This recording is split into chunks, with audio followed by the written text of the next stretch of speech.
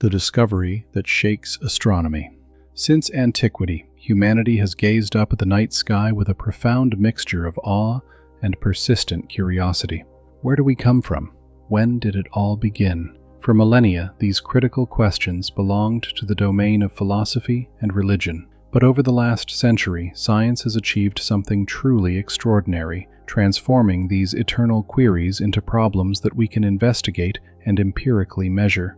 The James Webb Space Telescope, launched in December 2021, was designed with one singular, ambitious purpose: to look further back in time than any other instrument, reaching into the very first moments of cosmic history.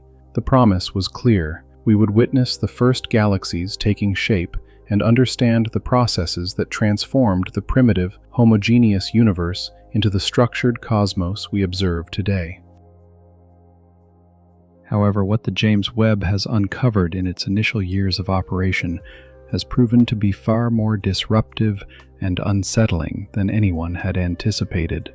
Instead of merely confirming our existing theories about the early universe, it has unveiled something completely unexpected: hundreds of galaxies that, according to all our established equations and cosmological models, simply should not exist. If you enjoy calmly navigating the profound mysteries of the universe, this space is specifically for you. I invite you to subscribe to the Deep Space Calm and continue our joint exploration. Embrace every new journey with tranquility and deep curiosity, and tell me at the end, from what corner of the world are you listening, and what time is it there? These galaxies are too massive, they are too structurally mature, and they are too numerous. Crucially, they appear at such an incredibly early epoch of the universe that their mere existence fundamentally challenges the very foundations of modern cosmology. We are not discussing one or two minor anomalies that could be dismissed as statistical outliers.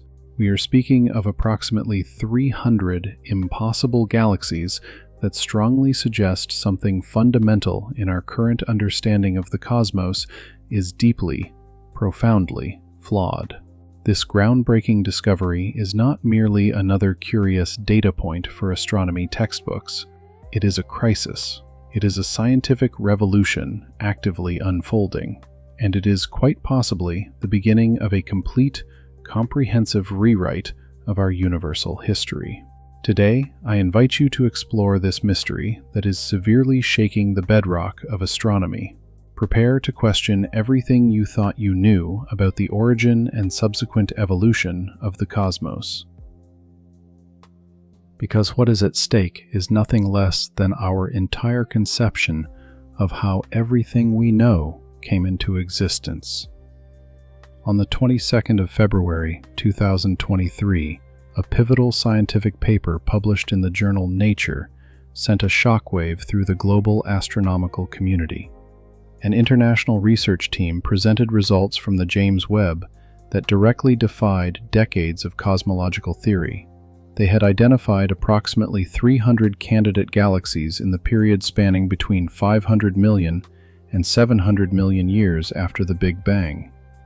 To fully put this immense finding into perspective, the universe is currently estimated to be 13.8 billion years old. These galaxies were thriving when the cosmos was barely 4 to 5% of its current age. This is the cosmological equivalent of finding a fully grown, mature human adult who is only 2 years old. But the truly disturbing factor was not merely that these galaxies existed so early. It was the fact that they possessed characteristics that made them practically impossible according to the standard lambda-CDM cosmological model, the reigning theory that has dominated our understanding of the universe for the last 3 decades. The detected galaxies exhibited surprisingly large stellar masses. Some contained between 10 billion and 100 billion solar masses, figures comparable to, or even exceeding, those of our modern Milky Way galaxy. This implies that in less than 700 million years since the Big Bang, These structures had managed to accumulate and convert into stars a quantity of matter that, according to all our calculations, would require a minimum of 2 billion to 3 billion years to form. The luminosity of these early galaxies was equally baffling. They shone with an intensity between 10 and 100 times greater than what our models had confidently predicted for objects from that specific epoch. This extreme luminosity suggested wildly accelerated star formation rates, far exceeding anything we had considered physically plausible under the sparse conditions of the very early universe. Beyond their size and brightness, these galaxies displayed levels of structural maturity that were completely unexpected. Some exhibited well-defined spiral structures, central bars, and organized stellar distributions, features that are believed to require billions of years to develop through countless gravitational interactions and complex dynamic processes. It was precisely as if someone had pressed a cosmic fast-forward button on universal evolution. The light spectrum analyzed by the James Webb's sophisticated instruments revealed yet another profound mystery: the presence of significant quantities of heavy chemical elements. These elements, which are forged only within the cores of stars and released into space when those stars die, indicated that at least one complete generation of stellar life had already occurred, perhaps even 2 or 3 generations. Yet again, the available time appeared entirely insufficient to accommodate these necessary stellar life cycles. The scientific community's initial reaction was a cautious skepticism interwoven with a growing sense of unease. Some researchers initially suggested that there might be errors in the distance measurements or in the interpretation of the redshift, the phenomenon we use to determine how far away, and consequently, how far back in time we are observing. Others proposed that perhaps we were misinterpreting the signals, confusing cosmic dust with genuinely massive star formation. However, as more observations accumulated and independent analyses consistently confirmed the initial findings, the skepticism transformed into something closer to sheer shock. By September 2023, at least 6 different research teams had published studies verifying the existence of these anomalous galaxies. The number of candidate galaxies had ballooned from an initial handful to nearly 300, and every new observation only served to deepen the mystery. The magnitude of the problem was eloquently expressed by astrophysicist Joel Leha, one of the lead authors of the initial study, with a rare frankness for scientific discourse. These galaxies are so massive that they are in direct tension with 99% of the cosmological models we have. If they are real, and all the evidence strongly suggests they are, then something is fundamentally wrong with our understanding of how galaxies form in the early universe. Another senior researcher, drawing a comparison to past scientific revolutions, noted that it was as if an elephant had appeared in the room of our cosmological theory, and everyone was trying to decide if it was truly there or if our eyes were deceiving us. The analogy was perfectly apt. You simply cannot ignore 300 impossible galaxies and continue with your established theories as if nothing had happened. To fully grasp the true magnitude of this discovery, we need to understand that we are not talking about a minor tweak to our existing models. This is not a matter of simply increasing a few parameters by 10% or 20%. The James Webb galaxies are between 10 and 100 times more massive than they should be possible. This is a discrepancy so colossal that it cannot be explained away with simple corrections or minor refinements. It requires a fundamental rethinking of our most basic assumptions about the early universe. The news rapidly spread beyond specialized academic circles. Prestigious scientific media outlets, such as Nature, Science, and Scientific American, dedicated extensive features to the topic. Astronomy conferences scheduled months in advance had to hastily reorganize their agendas to accommodate special sessions dedicated exclusively to this profound enigma. Research grants were urgently redirected. Observing time on terrestrial telescopes was requested immediately for crucial follow-up studies. What had begun as a routine analysis of James Webb data had quickly transformed into what some scientists were already calling the crisis of the impossible galaxies. And this was clearly just the tip of the iceberg. Because every new image the telescope transmitted back to Earth seemed to deepen the mystery rather than offer a solution. The historical context. To completely appreciate why the discovery of these 300 galaxies is so revolutionary, we need to understand the history of how we arrived at our current cosmological understanding. It is a story marked by scientific triumphs, repeatedly confirmed predictions, and a theoretical model that, until now, had passed every rigorous test with remarkable success. The revolution began in 1929, when Edwin Hubble famously discovered that the universe was expanding. Analyzing the spectra of distant galaxies, he observed that almost all of them were receding from us. If we were to rewind the clock, they would all converge toward a single point. The universe, therefore, had a definite beginning. The definitive confirmation arrived in 1965 when Arno Penzias and Robert Wilson detected the faint afterglow of the early universe, the cosmic microwave background, CMB, radiation. Literally, the echo of the Big Bang, preserved as radiation filling all of space. Over the ensuing decades, scientists constructed an increasingly sophisticated model of cosmic evolution. This model, known as lambda CDM, meaning cold dark matter with a cosmological constant, incorporated several key components. First, visible matter, baryonic matter, the type of matter composed of protons, neutrons, and electrons that forms stars, planets, and everything we can directly touch and see. Astonishingly, this constitutes only approximately 5% of the universe's total content. Second, cold dark matter, a mysterious, invisible form of matter that does not emit or absorb light, but exerts massive gravitational effects.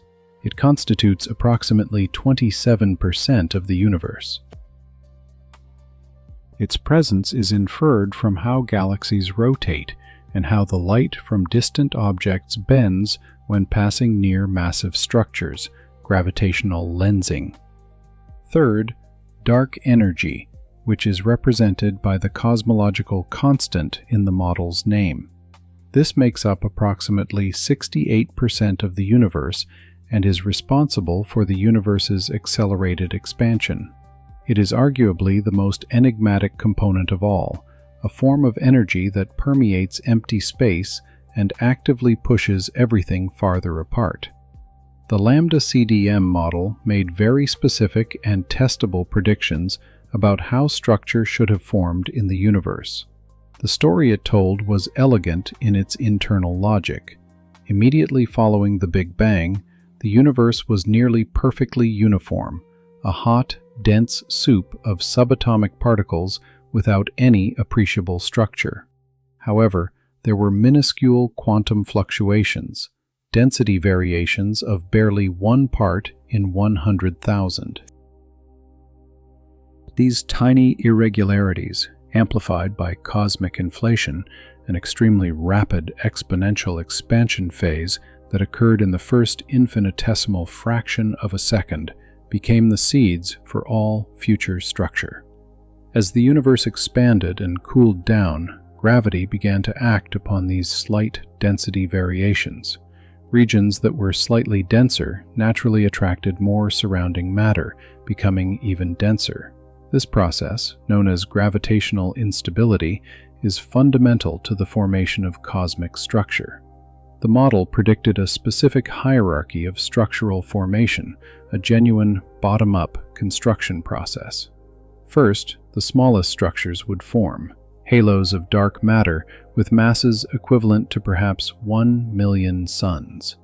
Within these halos, normal gas, hydrogen and helium, would cool and collapse, igniting the first stars approximately 100 million to 200 million years after the Big Bang. These first stars, known as population 3 stars, would be gigantic, with masses hundreds of times that of our Sun. They would live short, violent lives, ending in supernova explosions that dispersed the first heavy elements into space. Their remnants would likely become the seeds for future supermassive black holes. Gradually, through successive gravitational mergers, these small proto-galaxies would combine to form larger galaxies. The entire process was expected to take considerable time, a great deal of time. According to the most sophisticated computer simulations, based strictly on the Lambda CDM model, the first galaxies with masses comparable to the Milky Way should not have appeared until at least 1 billion to 2 billion years ago, years after the Big Bang. This specific cosmic timeline had been repeatedly confirmed by previous observations. The Hubble Space Telescope, operational since 1990, had peered deep into the early universe with its famous deep field images. It had detected small, irregular, and chaotic galaxies in the young universe, exactly as the theory predicted. The large, massive, and well-structured galaxies only began to appear in later epochs, after billions of years of gradual construction and merging. Satellites that measured the cosmic microwave background with exquisite precision, such as WMAP and Planck, confirmed the Lambda CDM model parameters with ever-shrinking margins of error. Predictions about the abundance of light elements formed in the first minutes after the Big Bang matched observations perfectly. The universe's expansion rate, while subject to some technical debate, was generally consistent with the model. In summary, by the early 2020s, cosmologists had ample reason to be confident. The Lambda CDM model was not perfect. It had a few lingering enigmas, but it had passed dozens of independent, rigorous tests. It was a mature, widely accepted theory, taught in every major university worldwide. Textbooks presented the story of galaxy formation as an essentially solved problem. And then the James Webb opened its golden eyes to the cosmos. What it saw were not the expected small, chaotic proto-galaxies. They were not the gradual emerging structures predicted by decades of complex computer simulations.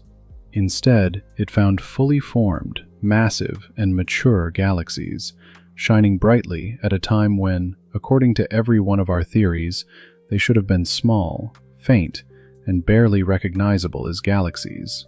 It was akin to an archaeologist, expecting to find primitive stone tools in ancient geological layers, instead discovering smartphones and laptop computers. This was not merely unexpected, it was apparently physically impossible.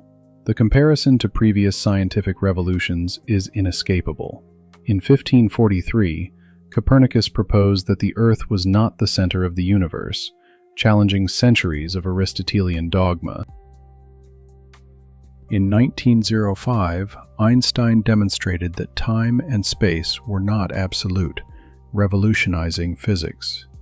In 1929, Hubble showed the universe was expanding, destroying the idea of an eternal, static cosmos. Now, in 2023 and 2024, the 300 impossible galaxies seen by the James Webb may be signaling yet another revolution, one that could necessitate rethinking not just some of the intricate details of our theories, but possibly the very foundations of how we understand cosmic formation and evolution. The irony is palpable. We constructed the James Webb to confirm and refine our established model of the universe, only for it to reveal that this model might be fundamentally incorrect. It is a humbling reminder that, no matter how sophisticated our theories may become, nature always holds the final word. And sometimes that word is simply try again. The James Webb Instrument. The discovery of the impossible galaxies could not have occurred without the James Webb. Its development took more than 25 years, involved thousands of engineers from 14 different countries, and cost approximately $10 billion. Every single component was perfected to reach limits that previously seemed unattainable. But why was it necessary to construct such an incredibly complex and costly instrument?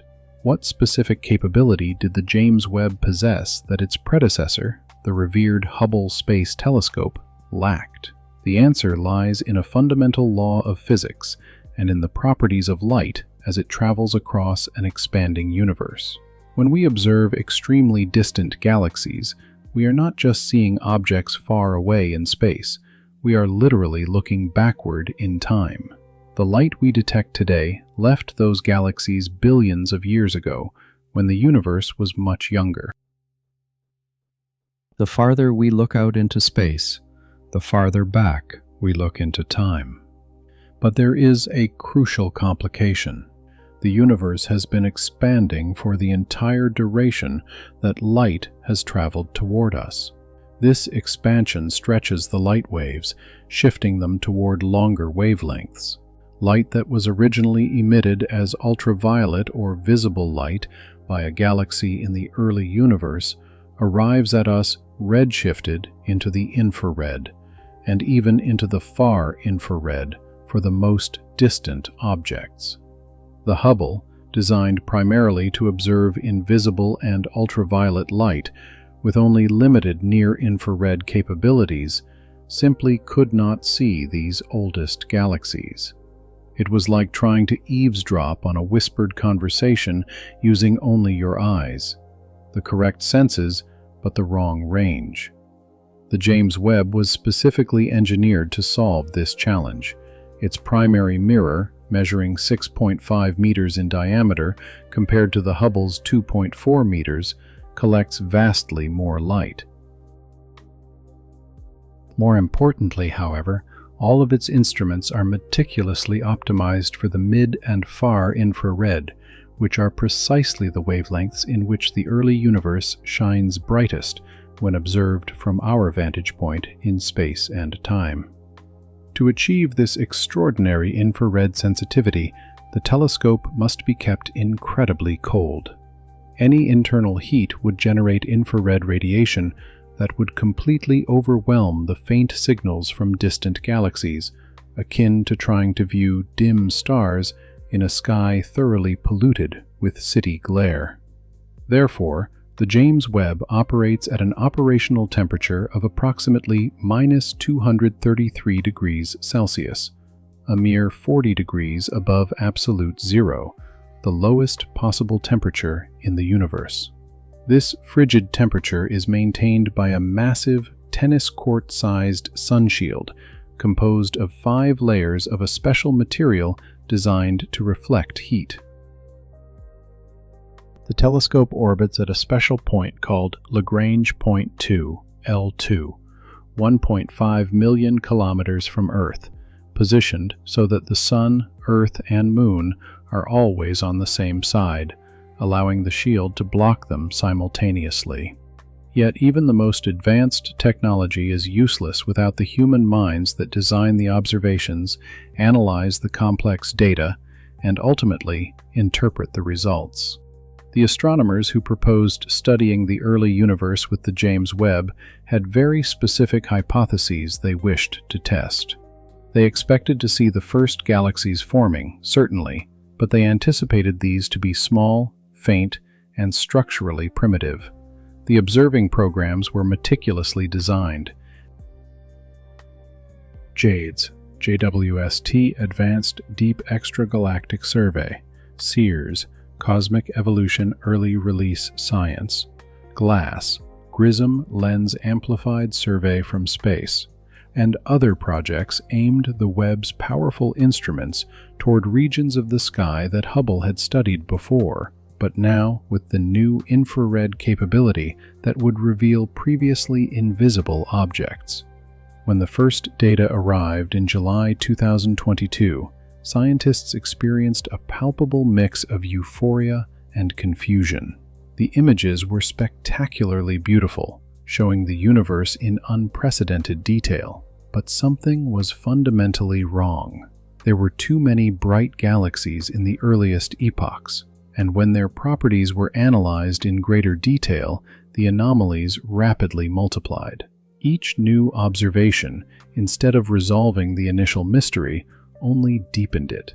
In September 2022, the galaxy GLASS Z12 was confirmed at a distance corresponding to the light having a redshift value of 12.5. This placed the galaxy as existing a mere 350 million years after the Big Bang, with a mass that defied theoretical predictions. In October, JADE's GS-Z13-0 pushed the record even farther back, to just 325 million years post-Big Bang. By early 2023, the pattern was undeniable. We were not seeing isolated exceptions or measurement errors. We were observing an early universe densely populated with galaxies that should not exist according to our standing theories. The 300 impossible galaxies were not a flaw in the data. They were the unambiguous message the universe was sending us. Your model is incorrect. The coming years promise to be extraordinary. The James Webb will continue its observations, accumulating more data, deepening our view into the primitive cosmos. Other telescopes, both ground-based and space-based, will complement its observations across different wavelengths. Theorists will work tirelessly to find explanations that reconcile these new observations with known physics, or to develop new physics if necessary. But before we delve into the competing theories and potential explanations, we need to fully comprehend the sophisticated tool that made this discovery possible. In the next chapter, we will explore in depth exactly how the James Webb functions, what makes its capabilities so uniquely powerful, and why this extraordinary machine has the potential to revolutionize not only our understanding of the early universe, but to fundamentally transform astronomy itself. The James Webb is more than just a telescope. It is a time machine, meticulously designed to penetrate the fog of the cosmic past and unveil the profound secrets of the dawn of the universe. And what it has revealed so far suggests that this dawn was far more spectacular, complex, and mysterious than we had ever dared to imagine. Prepare to explore how this human engineering marvel operates, how it permits us to see the invisible, and how it is actively rewriting the history of the cosmos, one impossible image at a time. Part 2. James Webb, the Eye Gazing into the Cosmic Dawn. Design and Technical Capabilities. The James Webb Space Telescope stands as a true masterpiece of engineering, representing the absolute limit of what contemporary human technology can achieve. The heart of the James Webb is its primary mirror, a striking hexagonal structure composed of 18 individual segments that collectively form a mirror 6.5 meters in diameter. Compared to the Hubble Space Telescope, which has a 2.4-meter mirror, the Webb possesses approximately 6.25 times more light-collecting area. This vast difference is genuinely revolutionary for observational astronomy. Each hexagonal segment is crafted from beryllium, a metal that is lightweight, extremely rigid, and exhibits a remarkably low thermal expansion coefficient. Crucially, every segment is coated with a microscopically thin layer of gold, roughly 100 nanometers thick. Gold is the most effective reflector of infrared light that we currently know. If all the gold from the 18 segments were gathered, it would barely fill a single golf ball. Each segment can be adjusted independently with nanometer precision using 7 actuators. This capability is essential because the telescope had to be launched in a folded configuration and subsequently unfolded in the vacuum of space. The final result is a mirror system capable of focusing light with such incredible precision that if the mirror were scaled up to the size of the United States, the largest imperfection on its surface would be only the size of an ant. The supporting structure is made of carbon fiber, which is both incredibly stable and light. The telescope's total mass is approximately 6,200 kilograms, distributed across a structure that is roughly the size of a tennis court when fully deployed. The sunshield is arguably the most visually impressive and critical component.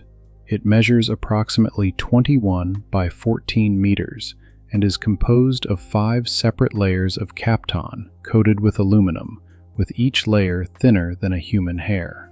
The James Webb must be maintained at minus 233 degrees Celsius, 40 Kelvin, to function. If the instruments were warm, their own thermal radiation would overwhelmingly saturate and obscure the faint signals from the distant galaxies it is designed to detect. The 5 sunshield layers are separated by vacuum gaps, creating an exceptionally effective form of thermal insulation. The outer layer facing the sun can reach temperatures of approximately 85 degrees Celsius, as hot as a desert summer day. Yet, the innermost layer, facing the instruments, remains at a frigid minus 233 degrees Celsius. This temperature difference of over 300 degrees Celsius across just a few meters is a powerful testament to the effectiveness of the design.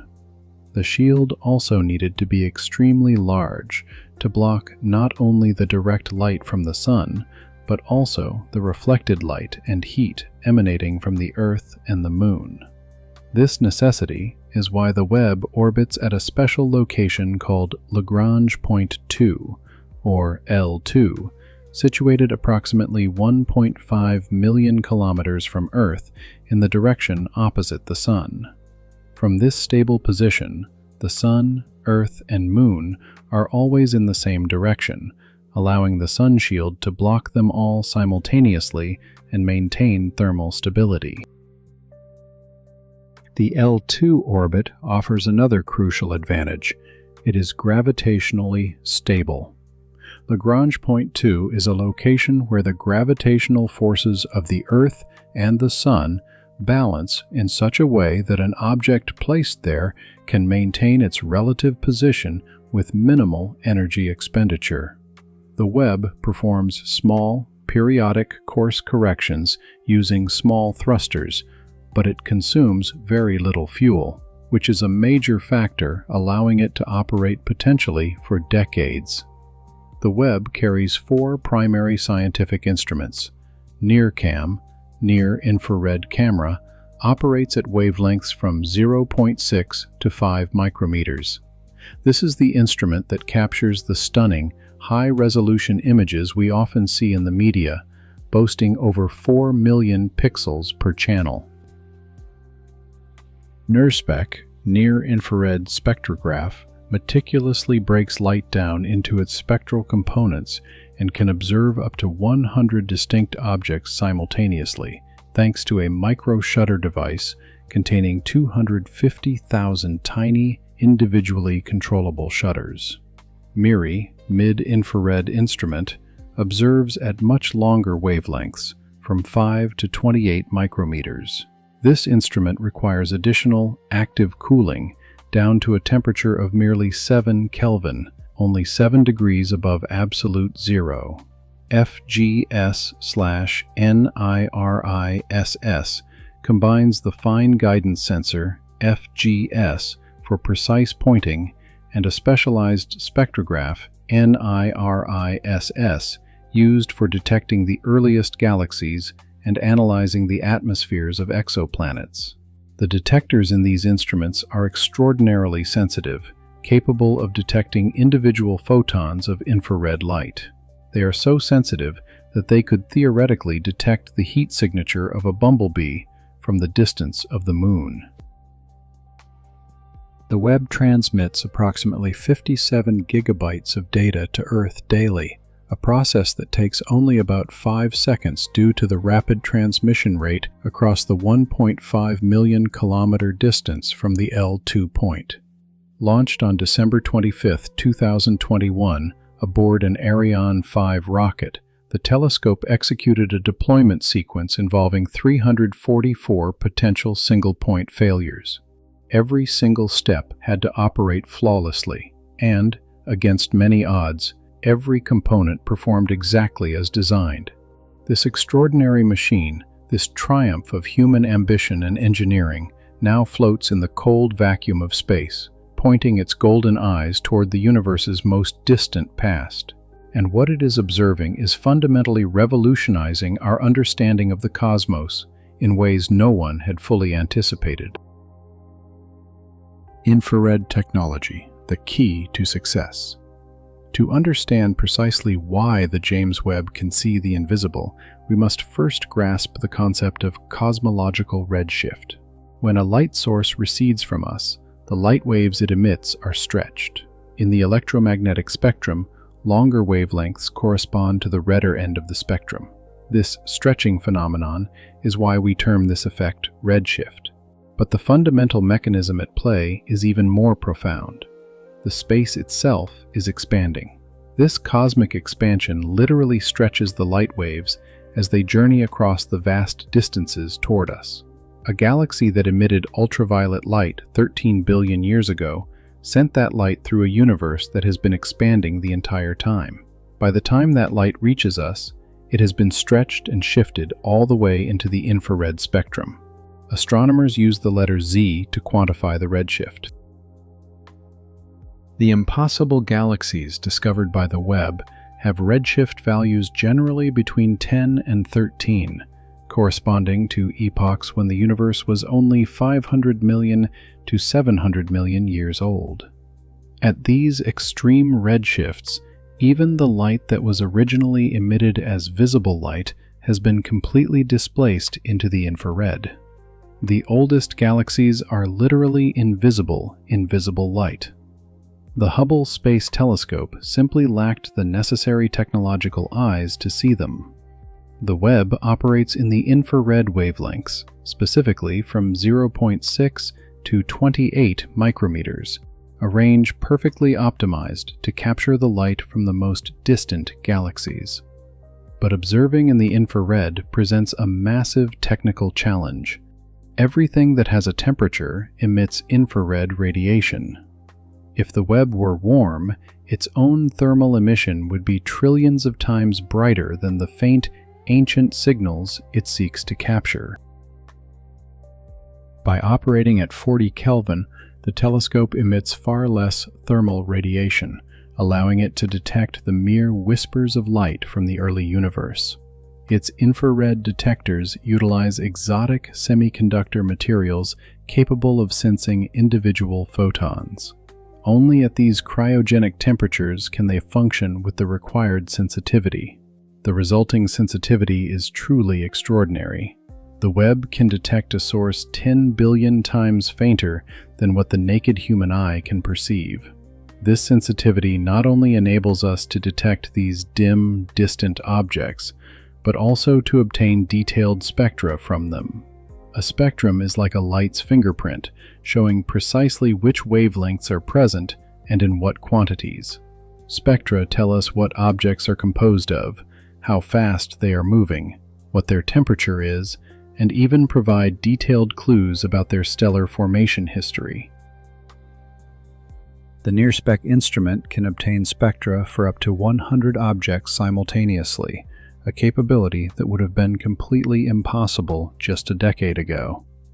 This multi-object capability allows for extensive statistical studies of large populations of early galaxies, revealing not just unusual individual cases, but general patterns across the entire early galaxy population.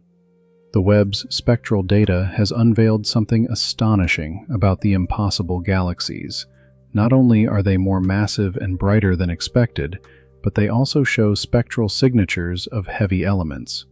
Specifically, emission lines of oxygen, carbon, and other elements that can only be forged in the cores of stars, and then dispersed into space when those stars die. The presence of these elements in galaxies only 500 million to 700 million years after the Big Bang means that at least one complete stellar life cycle had already occurred, and potentially several cycles. The first stars were born, lived their lives, exploded as supernovae, and enriched the interstellar gas with heavy elements, which then went on to form a second or even third generation of stars. All of this activity is happening within a time frame that our current theories suggest should be impossibly short.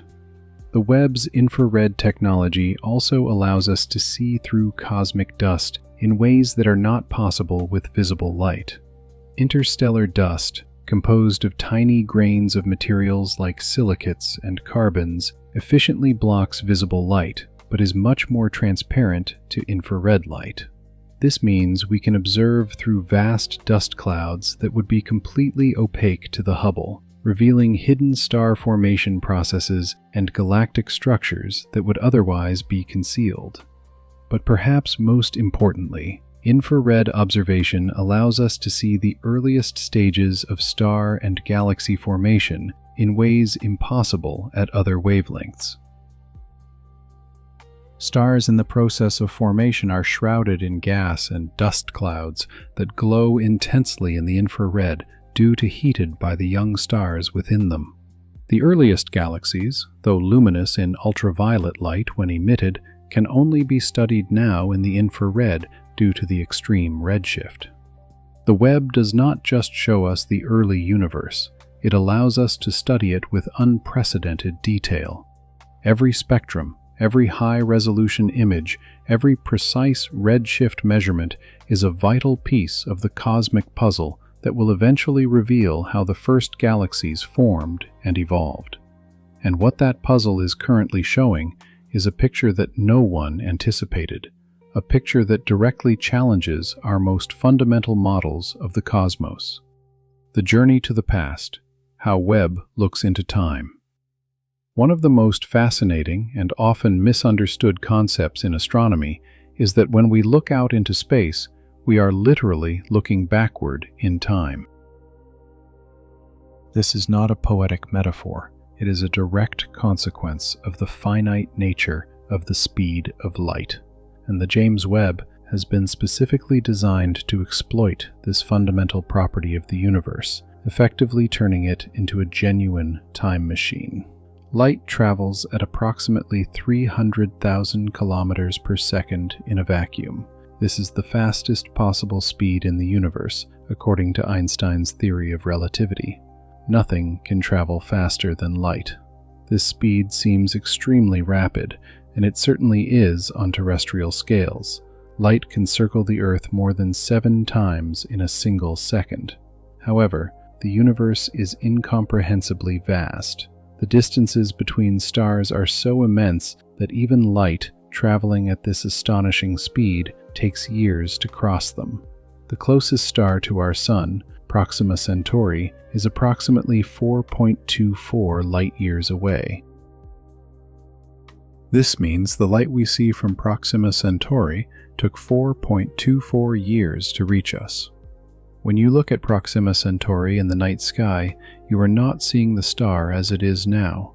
You are seeing it as it was 4.24 years ago. This effect becomes increasingly dramatic as we observe more distant objects.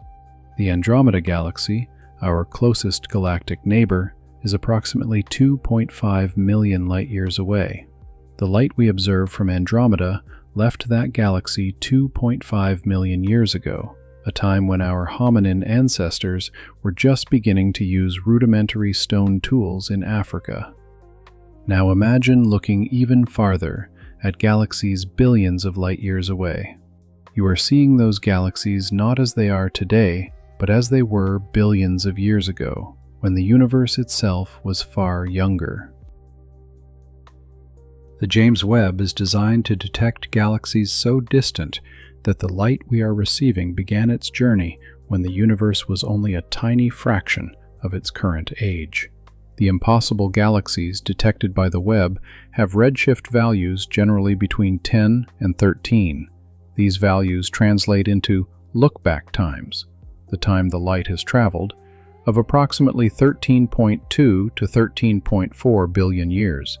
Given that the universe is 13.8 billion years old, we are viewing these galaxies as they were when the cosmos was only about 400 million to 600 million years old. To place this in a temporal perspective, if we compressed the entire history of the universe into a single calendar year, with the Big Bang occurring at midnight on January 1st, these galaxies existed around January 10th. We are literally seeing the earliest days of cosmic history. But here arises an important subtlety that often confuses even those educated in science. The current distance to these galaxies is not 13.2 billion light-years. It is vastly greater. Why? Because the universe has been expanding for the entire time the light was traveling toward us. When the light departed from one of these galaxies 13.2 billion years ago, the galaxy was much closer than it is now. Let us say it was 3 billion light-years away at that moment.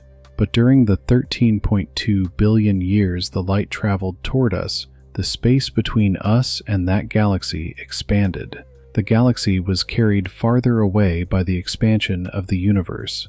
Today, that very same galaxy is approximately 30 billion light-years distant. This is one of the most counterintuitive consequences of living in an expanding universe. The distance to an object and the time its light has traveled are two distinct things. Astronomers use different types of distance depending on what they are measuring: look-back time distance, co-moving distance, luminosity distance, angular diameter distance. Each is appropriate for different contexts. The Webb grants us access to these early epochs of the universe because it can detect the extremely redshifted light from these ancient galaxies. But what makes the Webb truly revolutionary is not just that it can see these galaxies, but that it can study them in meticulous detail. With the Hubble, if a very distant galaxy was detected, we could confirm its presence, perhaps measure its approximate brightness, and estimate its redshift photometrically, based on how its light distributed across different color filters. But obtaining a detailed spectrum, which tells us precisely what the galaxy is made of, how fast it is forming stars, and confirms its distance accurately, was extremely difficult or impossible for the faintest objects. The Webb changes this completely. With its enormous aperture and its infrared-optimized instruments, it can obtain detailed spectra of galaxies that the Hubble could barely even detect. These spectra are treasures of information. The spectral lines of different elements tell us the chemical composition. The intensity of certain lines tells us how fast new stars are forming. The precise redshift tells us exactly how far away, and consequently, when in the universe's history we are observing. The Webb can also observe these galaxies in multiple infrared wavelengths simultaneously, creating what are essentially infrared color images. Although our eyes cannot see infrared light, astronomers assign visible colors to different infrared wavelengths to produce images we can interpret. A galaxy that appears red in these false color images might be dominated by older stars, while one that appears blue might be experiencing an intense burst of star formation. The Webb's observations allow us to construct what astronomers term star formation histories for these early galaxies. We can estimate how many stars are forming per year, how massive those stars are, and how long the star formation has been ongoing. It is like being a cosmic detective, reconstructing the life story of a galaxy from the clues left in its light. And this is where the impossible galaxies become truly unsettling. The star formation histories we reconstruct for them simply do not align with our models. To accumulate the stellar masses we observe within the available time frame, these galaxies would have needed to convert gas into stars at rates that our theoretical models state are physically impossible. There are fundamental physical limits to how fast star formation can occur. When stars form, they release huge amounts of energy in the form of light, stellar winds, and eventually supernova explosions. This energy heats the surrounding gas and pushes it outward, making it harder for more gas to collapse and form more stars. This feedback process naturally self-regulates star formation. In the local universe, even the most vigorous star-forming galaxies, known as starburst galaxies, convert gas into stars at rates of perhaps 100 to 1,000 solar masses per year. The impossible galaxies observed by the Webb to have reached their observed masses in the time available would have required star formation rates of thousands or even tens of thousands of solar masses per year, sustained for hundreds of millions of years. And this is not just one or two galaxies, but hundreds of them. The Webb is also revealing details about the spatial structure of these early galaxies. With its superior angular resolution, it can distinguish whether a galaxy is compact or extended, whether it has a spiral structure or is more irregular.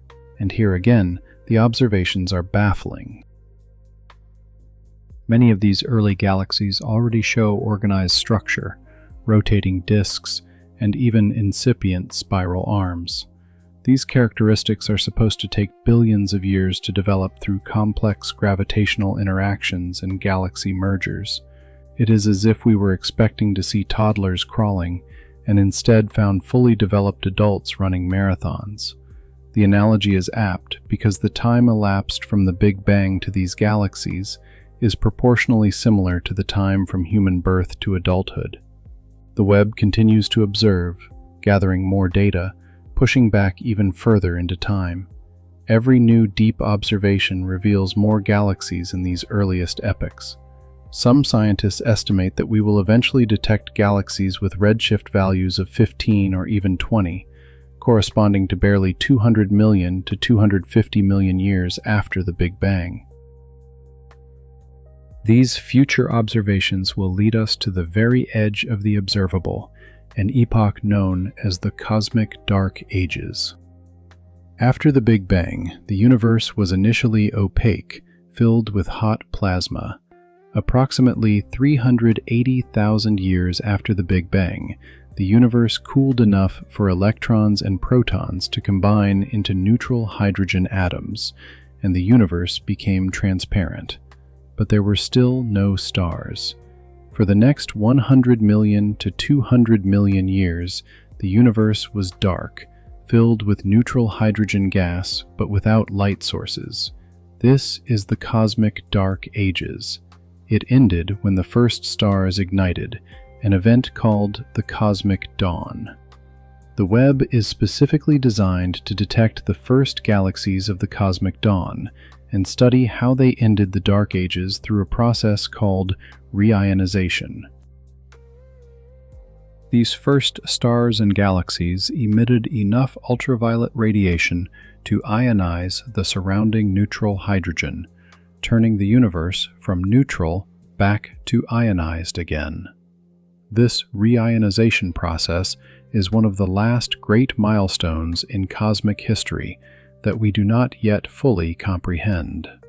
The Webb is providing the first detailed views of this crucial era, and what it is showing is that the cosmic dawn was far brighter, faster, and more complex than our models predicted. Galaxies appeared earlier, grew faster, and were more abundant than expected.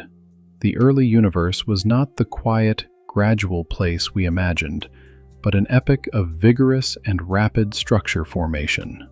The Webb is truly a time machine, though not the kind of science fiction device that allows us to travel physically to the past. Instead, it allows us to observe the past directly, to see the universe as it was in its earliest days.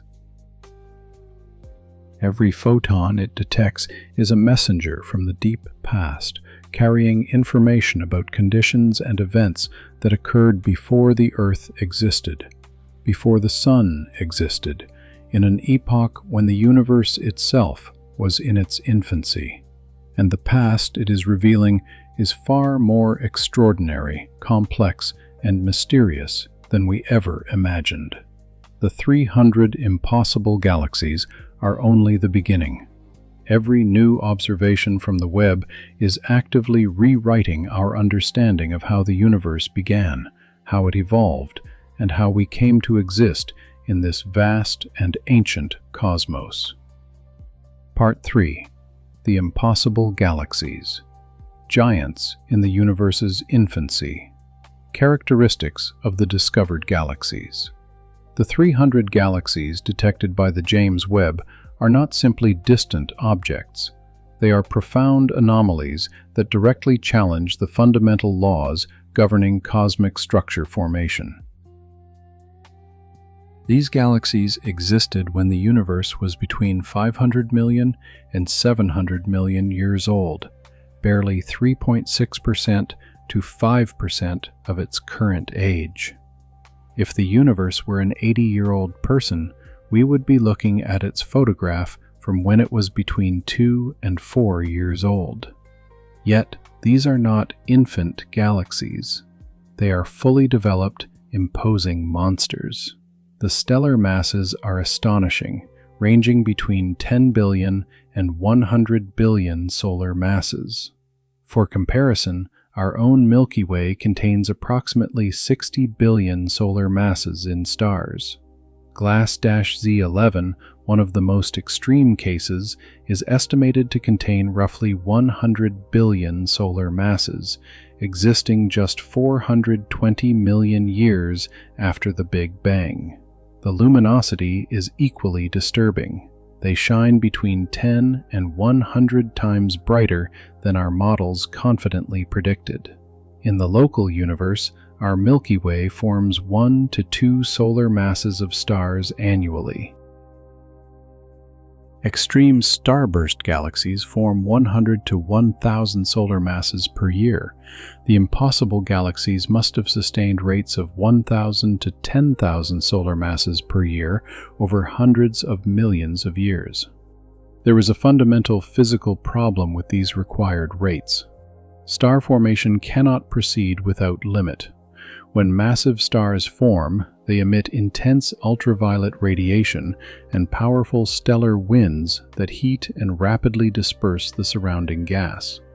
When these massive stars explode as supernovae, they inject immense quantities of energy into the interstellar medium.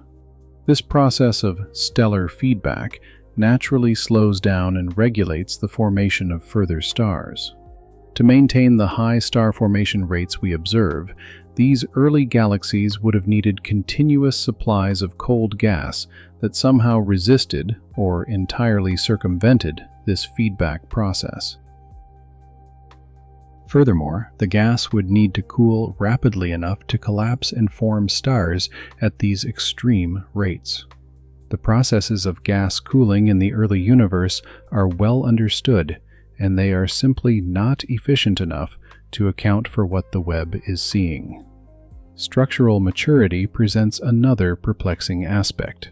With the Webb's superior angular resolution, we can discern the morphology of these early galaxies, and what we observe are not the chaotic, irregular, and disordered structures we expected. Many already display well-defined disks. Some exhibit incipient spiral structures, and others even possess central bars. These complex structures require time to take shape.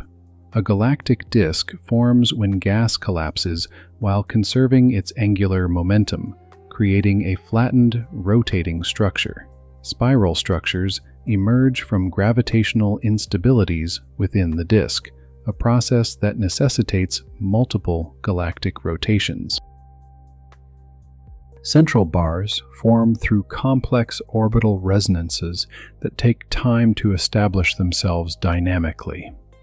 In the local universe, we observe a clear evolution in galactic morphology. Galaxies in earlier epochs, 8 to 10 billion years ago, are generally more irregular and chaotic. Organized structures like well-defined spirals become common only in later epochs. This trend is entirely logical. Organized structures need time to develop.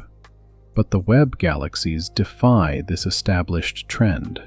They are showcasing levels of structural organization in epochs when, according to our models, they should be entirely disordered systems, still undergoing violent assembly through multiple mergers.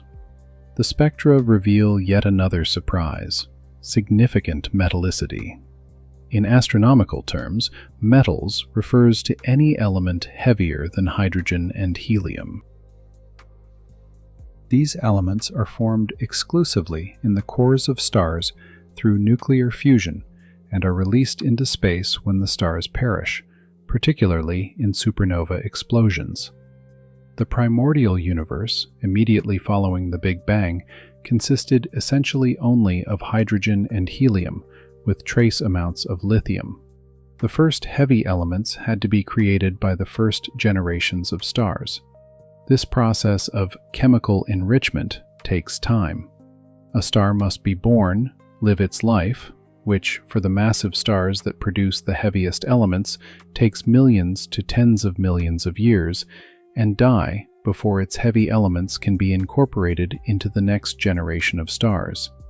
The impossible galaxies of the Webb exhibit spectral lines of oxygen, carbon, nitrogen, and other elements in significant abundances.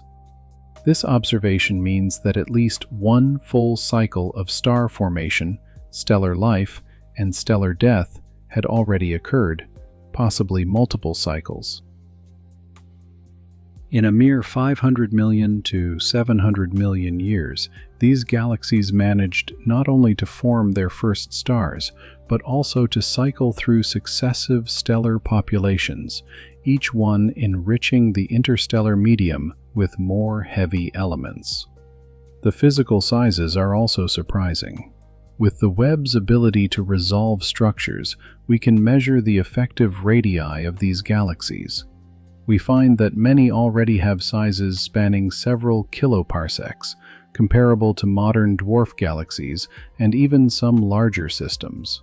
They are not simply compact clumps of stars, but extended structures that have already undergone substantial expansion.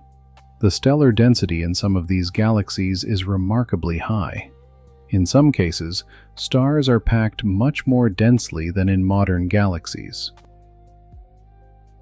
This high density could have major consequences for stellar evolution, potentially allowing for close stellar encounters and even collisions, processes that are rare in the local universe but might have been commonplace in these extremely compact early galaxies.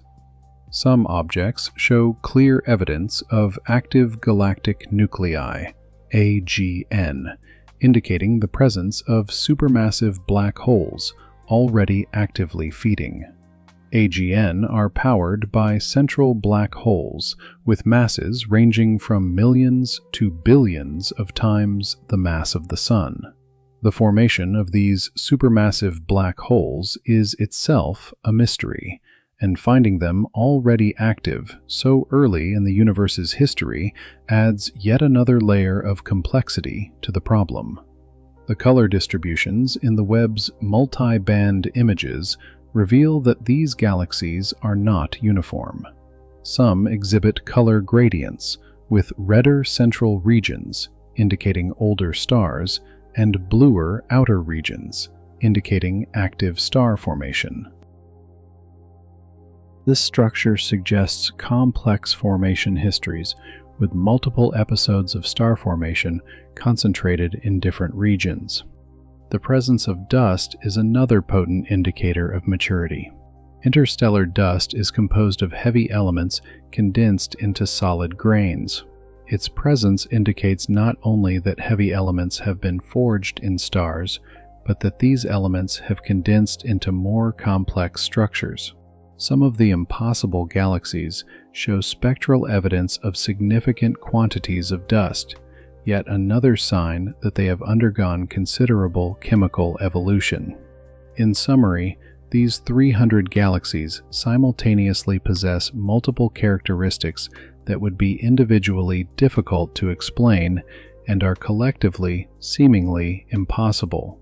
Enormous stellar masses requiring the conversion of vast amounts of gas into stars.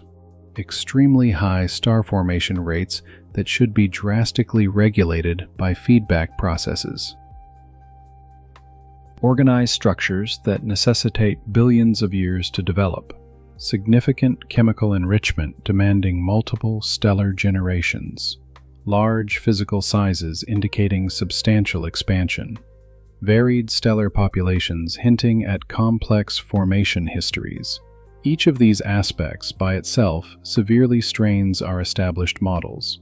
Taken together, they represent a fundamental challenge to our understanding of how galaxies form and evolve. To truly understand why these galaxies are so problematic, we need to examine the fundamental physical limits that our theories predict, and how the observations are so clearly violating them. The problem of insufficient time is the most immediate and obvious constraint. In cosmology, there are natural timescales for different processes.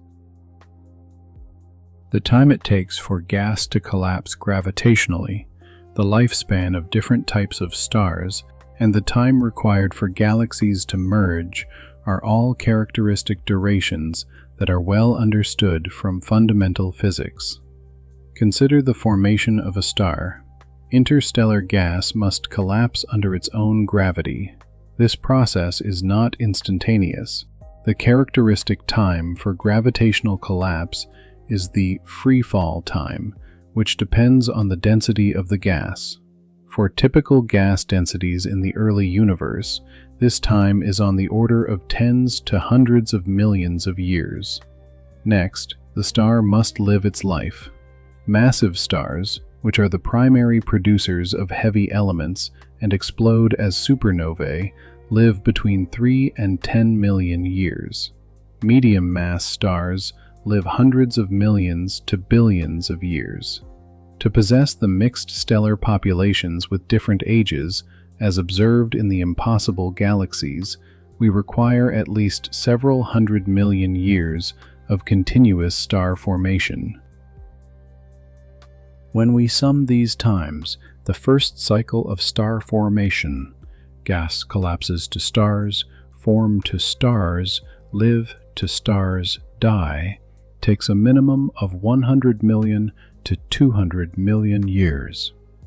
For galaxies observed 500 million years after the Big Bang, this leaves only about 300 million to 400 million years for everything else, forming the total stellar mass, developing complex structure, and undergoing multiple generations of chemical enrichment. The calculations are inflexible. To accumulate 10 billion to 100 billion solar masses in stars within 300 million to 400 million years, you would need to form stars at an average rate of 25 to 250 solar masses per year. And this is the average rate. If there were periods of less intense star formation, the periods of intense formation would have needed to be correspondingly higher. These required rates clash with another fundamental limit, the efficiency of converting gas into stars. Not all gas within a galaxy converts into stars. In fact, in the local universe, only a small percentage of the available gas ever converts into stars before feedback processes disperse or heat the rest. The typical star formation efficiency in modern galaxies is approximately 1 to 3% per freefall time. This means that in any characteristic collapse time, only 1 to 3% of the gas is converted into stars. The remainder is dispersed, heated, or remains as non-collapsing gas. To explain the stellar masses of the impossible galaxies in the available time, we would require star formation efficiencies of 10 to 30% or even higher. There is no known physical mechanism that can achieve these efficiencies. Indeed, there are strong arguments for why the efficiency cannot be that high. The core issue is stellar feedback. Massive stars, through their intense radiation, stellar winds, and final supernova explosions, inject enormous energy into the surrounding gas. This energy heats the gas, increases its pressure, and pushes it outward. A single supernova event releases approximately 10 to the power of 51 ergs of energy, sufficient to disperse millions of solar masses of gas. When intense star formation with many massive stars is occurring, the cumulative feedback can literally eject gas from the galaxy in powerful galactic outflows. We observe these outflows in modern starburst galaxies. They are so powerful that they can completely shut down further star formation. So, how could the impossible galaxies sustain such high star formation rates for so long? One possibility is that the feedback was somehow less effective in the early universe. Perhaps the gas was denser and required more energy to be dispersed. Perhaps conditions allowed the gas to cool faster, permitting it to collapse again, even after being heated. But detailed calculations do not support these ideas. Gas cooling depends on well-understood atomic processes. In the early universe, with fewer heavy elements available to cool the gas, cooling should have been less efficient, not more. This only exacerbates the problem. The problem of mass also extends to dark matter. Galaxies are not just stars and gas, they are embedded within massive dark matter halos that are typically 10 to 20 times more massive than the baryonic component, stars and gas. For a galaxy to possess 100 billion solar masses in stars, it needs to reside in a dark matter halo of approximately 1 to 2 trillion solar masses. These massive halos do not form instantly. They grow hierarchically through the merging of smaller halos. The Lambda CDM model predicts quite precisely how massive dark matter halos could be at different epochs. At the epochs of 500 million to 700 million years after the Big Bang, the most massive halos should have masses ranging from approximately 100 billion to perhaps 1 trillion solar masses. This creates an accounting problem. If the most massive possible dark matter halo is 1 trillion solar masses, and the baryonic component is typically 5% of the total mass, based on measurements from the cosmic microwave background, then the maximum available baryonic mass is 50 billion solar masses. Of this, only a fraction can convert into stars. The rest remains as gas or is lost in outflows. Yet, we are observing galaxies with 100 billion solar masses in stars. The numbers simply do not reconcile. Either the dark matter halos were far more massive than the model predicts, or the efficiency of converting gas into stars was much higher than physically possible, or there is something fundamentally missing from our cosmological understanding. The problem of structural maturity adds another perplexing dimension. Structures like disks, spirals, and bars do not form solely through simple collapse. They require the system to reach a state of dynamic equilibrium, for stars and gas to settle into stable orbits, and for gravitational instabilities to have time to grow and mature. A spiral galaxy requires the disk to have completed multiple rotations. The rotation period depends on the size of the galaxy, but is typically hundreds of millions of years. To develop well-defined spiral arms, a disk needs to rotate at least 5 to 10 times. This translates into billions of years of dynamic evolution. The impossible galaxies, existing at epochs of 500 million to 700 million years after the Big Bang, have simply not had enough time or enough rotations to develop the structures we observe. It is like expecting a newly formed tornado to already possess a mature, organized structure. Dynamic processes demand time, and the available time appears woefully insufficient. The problem of abundance is perhaps the most devastating blow to the Standard Model. If there were only one or two anomalous galaxies, we might explain them away as rare statistical exceptions, improbable but not impossible fluctuations. But there are 300 of them, and the Webb has only observed a tiny fraction of the sky. When we extrapolate, the total number of such galaxies in the observable universe must be in the millions, possibly tens of millions. We are not discussing anomalies. We are discussing a substantial population representing a significant fraction of all galaxies at those epochs. This abundance is incompatible with models where these galaxies are extremely rare fluctuations. If they were that rare, we should not see 300 of them in the small areas the Webb has surveyed. The fact that they are so numerous signifies that they represent a normal mode of galactic formation in the early universe, a mode that our current models completely fail to predict. In summary, the impossible galaxies violate multiple fundamental limits simultaneously. There is not enough time for the required processes. There are no mechanisms to achieve the necessary efficiencies. There are no dark matter halos massive enough to contain them. The structures they exhibit require more time than is available, and they are too abundant to be rare exceptions.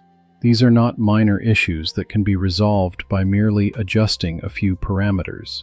They are fundamental discrepancies that suggest something is profoundly flawed in our understanding of the early universe.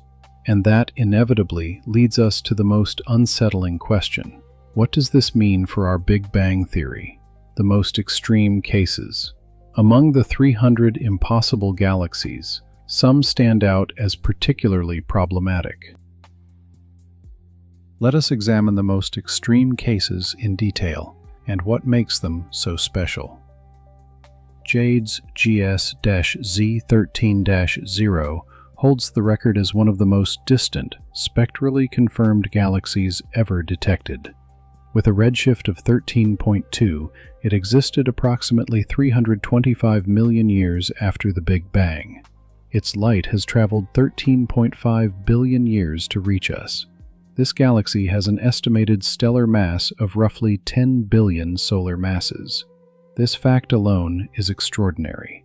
In just 325 million years, this galaxy accumulated a stellar mass comparable to modern dwarf galaxies that have had over 13 billion years to grow. Its ultraviolet luminosity, shifted to the infrared in our observations, indicates a current star formation rate of approximately 100 solar masses per year. But to have accumulated 10 billion solar masses in the available time, the average rate must have been far higher, likely 500 to 1,000 solar masses per year for most of its history. The spectrum shows emission lines of oxygen and carbon.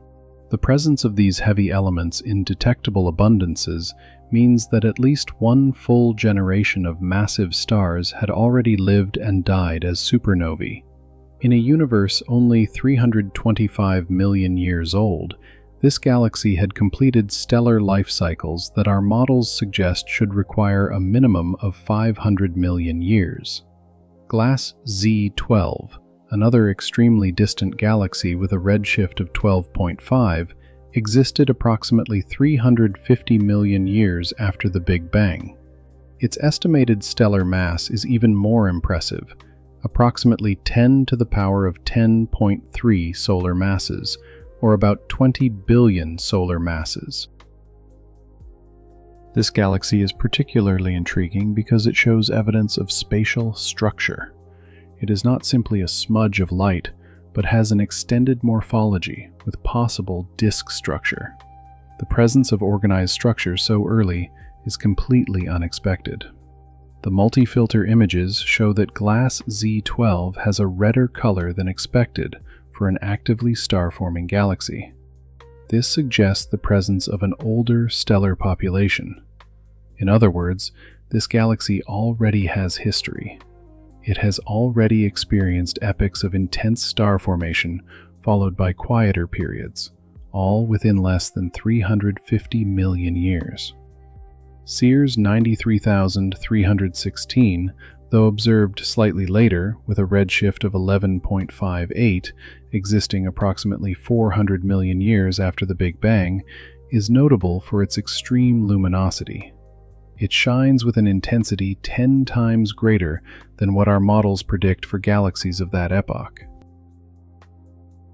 Luminosity reflects not only the galaxy's mass, but also how efficiently it is converting gas into stars and how massive those stars are.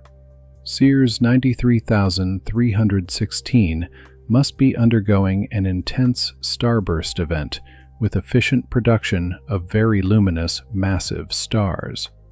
But there is a problem. The most massive stars also produce the most intense feedback. They should be destroying the very conditions that allow for their formation.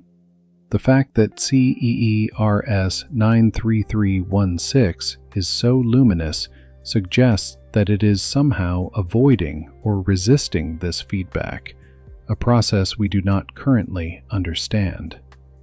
GHZ2, a galaxy with a redshift of 12.1, is fascinating because it shows spectral evidence of an active galactic nucleus, AGN.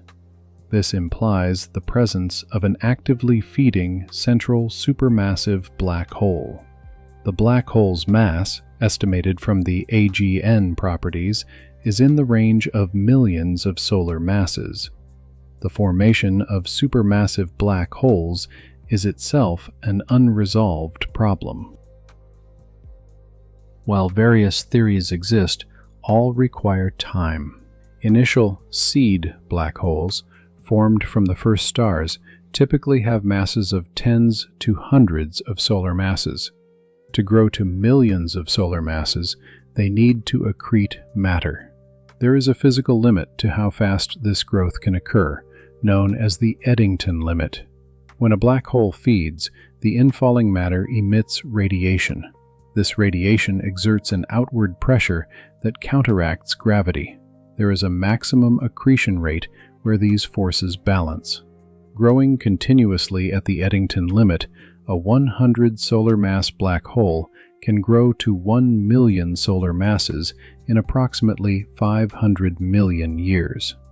GHZ2 existed when the universe was only 370 million years old. The numbers barely work, and that is assuming optimal growth from the very beginning, which is highly optimistic. BD 1054, with a redshift of 11.2, is notable for its size. Morphological measurements indicate that it has an effective radius of approximately 2 kiloparsecs, 6,500 light-years. This is large for a galaxy in such an early epoch. A galaxy's size is related to the dark matter halo that contains it and its merger history. Larger galaxies are typically formed through multiple mergers of smaller galaxies, but at a redshift of 11.2, barely 420 million years after the Big Bang, there has not been enough time for many mergers to have occurred. Alternatively, if BD 1054 formed via monolithic collapse, collapsing from a single large gas cloud, then the necessary dark matter halo required to contain such a large structure is extremely massive. This again clashes with the Lambda CDM model's predictions about how massive halos could be in such early times. MAX 0647-JD initially observed by Hubble and confirmed with Webb, has the peculiarity of appearing as possibly three separate images due to gravitational lensing by a foreground galaxy cluster. With a redshift of 10.7, it shows complex structure even when corrected for the lensing magnification. Gravitational lensing has the advantage of magnifying the galaxy, allowing us to see details that would otherwise be undetectable. The Webb images reveal that MAX 0647-JD has at least two distinct components, possibly in the process of merging. This indicates that galaxy mergers were already underway 450 million years after the Big Bang. Mergers are part of the hierarchical structure formation process. But again, the timescale is problematic. A merger is not instantaneous. The systems must approach, interact gravitationally, lose orbital energy, and finally coalesce. This process takes hundreds of millions of years. Observing a merger in progress at a redshift of 10.7 implies that the component galaxies formed even earlier, pushing the timeline of galaxy formation back even further. RxCJ 2248-ID, another lensed galaxy with a redshift of 10.3, is interesting because of its extremely red color in the Webb's infrared images. This red color indicates either a stellar population dominated by old stars or the substantial presence of dust. If the explanation is old stars, then this galaxy formed the majority of its stars even earlier, possibly when the universe was only 200 million to 300 million years old. If the explanation is dust, then this galaxy had already produced enough heavy elements and condensed them into dust grains, another strong indicator of advanced chemical enrichment. These specific cases illustrate that we are not dealing with a single type of anomaly. The impossible galaxies are diverse. Some are extremely massive, others extremely luminous. Some show structure, others host AGN. Some are red, others are blue. This diversity suggests that, whatever process allowed their rapid formation, it is not a highly specific mechanism, but something fundamental about the early universe. Part 4. The Big Bang Crisis. Rewriting Cosmology. The Standard Model in Crisis. For nearly a century, the Big Bang model has served as the fundamental pillar of our cosmic understanding. It has withstood countless observational tests and has delivered predictions that have been confirmed with astonishing precision. But now, the 300 impossible galaxies are threatening to destabilize this carefully constructed edifice of cosmological knowledge. The standard cosmological model, technically known as lambda CDM, cold dark matter with a cosmological constant, is an elegant construct founded upon three essential pillars: Einstein's general relativity, cold dark matter, and dark energy. This model has successfully accounted for a vast range of observations, from the expansion of the universe and the cosmic microwave background radiation to the abundance of light elements and the formation of large-scale structure. General relativity informs us how space-time curves in the presence of mass and energy, and how that curvature governs the motion of objects. When applied to the universe as a whole, it predicts that the cosmos must either be expanding or contracting, never static. Edwin Hubble confirmed the expansion in 1929, decisively validating this crucial prediction. Cold dark matter is an invisible form of matter that does not interact with light, but exerts powerful gravitational effects. It was initially proposed to explain the rotation curves of galaxies and the observed masses of galaxy clusters. In the lambda CDM model, dark matter constitutes approximately 27% of the universe's total content and plays the critical role in structure formation. Its gravitational halos act as the indispensable scaffolding upon which normal matter can accumulate to form galaxies. Dark energy, represented by the cosmological constant, makes up roughly 68% of the universe. It is responsible for the universe's accelerated expansion, a discovery made in 1998. Its true physical nature remains one of the deepest mysteries of modern physics, but its existence is firmly established by multiple independent lines of observational evidence. The Lambda CDM model makes specific predictions concerning structure formation in the universe. Immediately after the Big Bang, the universe was nearly perfectly uniform, with density fluctuations of barely 1 part in 100,000. These minuscule irregularities, magnified dramatically by cosmic inflation, became the seeds for all future structure. Gravity amplified these fluctuations. Regions that were slightly denser attracted more matter, becoming progressively denser over time. This process of gravitational instability is the bedrock of all structure formation. But critically, the process is hierarchical. Small structures form first, then merge over time to create larger structures. It is a slow, bottom-up construction process that inherently requires vast amounts of time.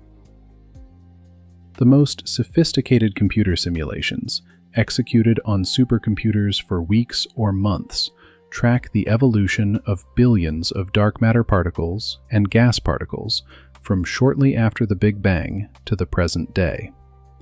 These simulations successfully reproduce many features of the observed universe: the cosmic web of filaments and voids, the abundance of galaxies of different masses, and the properties of galaxy clusters.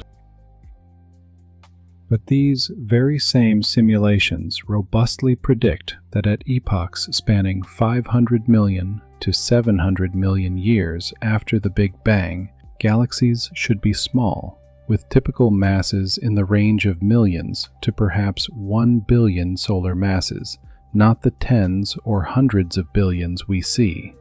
They should be irregular and chaotic, not organized and structured. They should be faint and challenging to detect, not bright and prominent. The model also predicts the abundance of dark matter halos of different masses at various epochs. A dark matter halo is essentially a gravitationally bound concentration of dark matter where a galaxy can eventually form. The halo mass function, as it is technically termed, is a robust prediction of the Lambda CDM model, confirmed by simulations and supported by fundamental statistical physics. According to these specific predictions, the most massive halos at redshifts between 10 and 13 should have masses of approximately 100 billion to 1 trillion solar masses. These figures set a strict upper limit on how massive galaxies can be at those early times. Even assuming maximum efficiency in converting all available gas into stars, you cannot physically form galaxies containing more than about 50 billion solar masses in stars. Yet we are observing galaxies that clearly exceed this limit. Glass Z11, with 100 billion stellar masses at a redshift of 11, would necessitate a dark matter halo mass of approximately 2 trillion solar masses. Such halos, according to the Lambda CDM model, simply do not exist at that epoch. There has not been enough time for them to form via the required hierarchical merging process. The timeline of chemical enrichment is also highly problematic. The model predicts that the first stars, known as Population 3, were gigantic, composed purely of hydrogen and helium, with masses hundreds of times that of the Sun. These stars lived short, violent lives, ending in massive explosions that dispersed the first heavy elements. The subsequent generation, Population 2, formed from gas that was slightly enriched with these heavy elements. With each successive generation, the enrichment increases, but this process is gradual and time-consuming. To reach the metallicities we observe in the impossible galaxies requires multiple generations of stars, each living and dying. a process that our models suggest should take at least 1 billion years. Structure formation also follows a predicted schedule. In the lambda CDM model, the reionization of the universe, when the first stars and galaxies ionized the neutral hydrogen, should have been completed approximately 600 million to 800 million years after the Big Bang. Measurements of the cosmic microwave background and observations of distant quasars generally support this timeline. But if the universe was already densely populated with bright, massive galaxies as early as 500 million years, as the Webb observations suggest, then reionization should have occurred much earlier. This would directly conflict with other observations that seem to indicate a later, more gradual reionization process.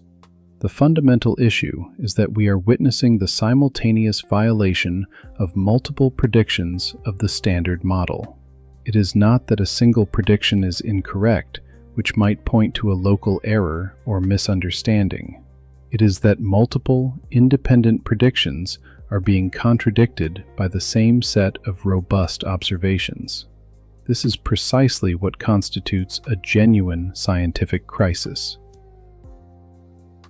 When a well-established model begins to fail on multiple simultaneous fronts, it suggests not a minor problem, but a fundamental flaw in our basic assumptions. Cosmologists are now faced with a difficult choice. They can attempt to modify the lambda CDM model to accommodate these observations, perhaps by adjusting parameters or introducing new components. Or they can conclude that the model is fundamentally wrong and needs to be replaced by something entirely different. The first option is the conservative approach.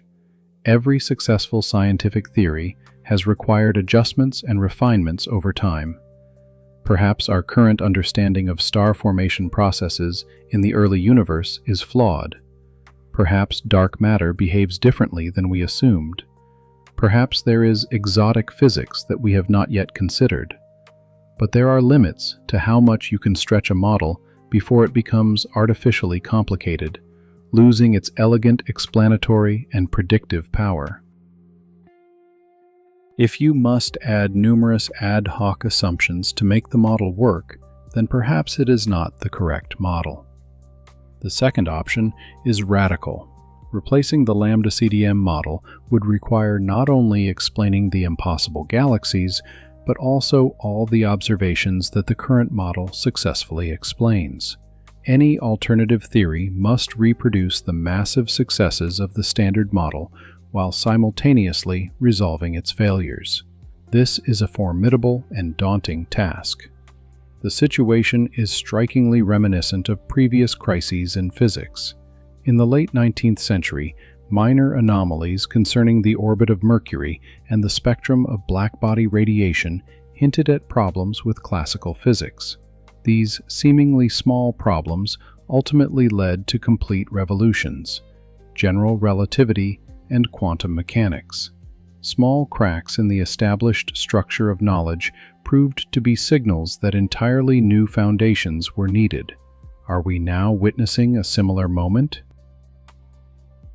Are the 300 impossible galaxies the modern equivalent of the anomalous orbit of Mercury or the ultraviolet catastrophe? Are they signaling an imminent revolution in our understanding of the cosmos?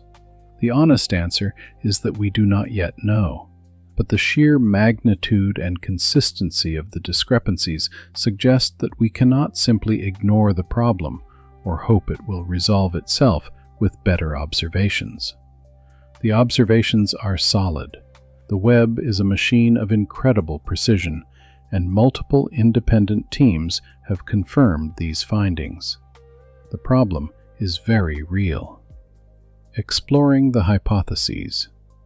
Faced with this crisis, scientists are actively exploring multiple avenues to explain the impossible galaxies. Some explanations attempt to work within the existing lambda CDM framework with minor modifications. Others propose entirely new physics. Let us examine the most prominent hypotheses. Hypothesis 1. Ultra-efficient star formation in the early universe. One possible explanation is that star formation in the early universe was far more efficient than we currently believe. Perhaps physical conditions allowed a much larger fraction of the available gas to convert into stars before stellar feedback could disperse the rest. This hypothesis suggests that the initial mass function, IMF, the distribution of masses of newly formed stars, was different in the early universe. In the local universe, most stars that form are low mass, with relatively few massive stars. But perhaps in the early universe, proportionally more massive stars were formed. Massive stars are much more luminous than low-mass stars. If the early galaxies were dominated by massive stars, they would appear far brighter than expected for their total stellar mass. This could partially account for the extreme luminosities we observe. However, this explanation faces severe problems. Firstly, more massive stars mean more feedback, not less. Massive stars produce intense stellar winds and explode as supernovae, processes that should make it harder, not easier, to sustain continuous star formation. Secondly, massive stars live only a few million years. If the early galaxies were dominated by massive stars, their stellar populations should be extremely young. But the spectra of some impossible galaxies show evidence of stellar populations with varying ages, including older stars. This suggests complex star formation histories that cannot be explained by improved efficiency alone. Thirdly, even with 100% efficiency, which is theoretically impossible, you still need sufficient available gas. And the amount of available gas is limited by the mass of the dark matter halo, which in turn is limited by the lambda CDM model. You cannot escape the fundamental mass problem simply by making star formation more efficient. Hypothesis 2. Warmer or exotic dark matter. Another explanation proposes that dark matter is not cold, as the standard model assumes, but rather warm, or possesses exotic properties we have not considered. Cold dark matter, CDM, moves slowly, allowing small structures to form first.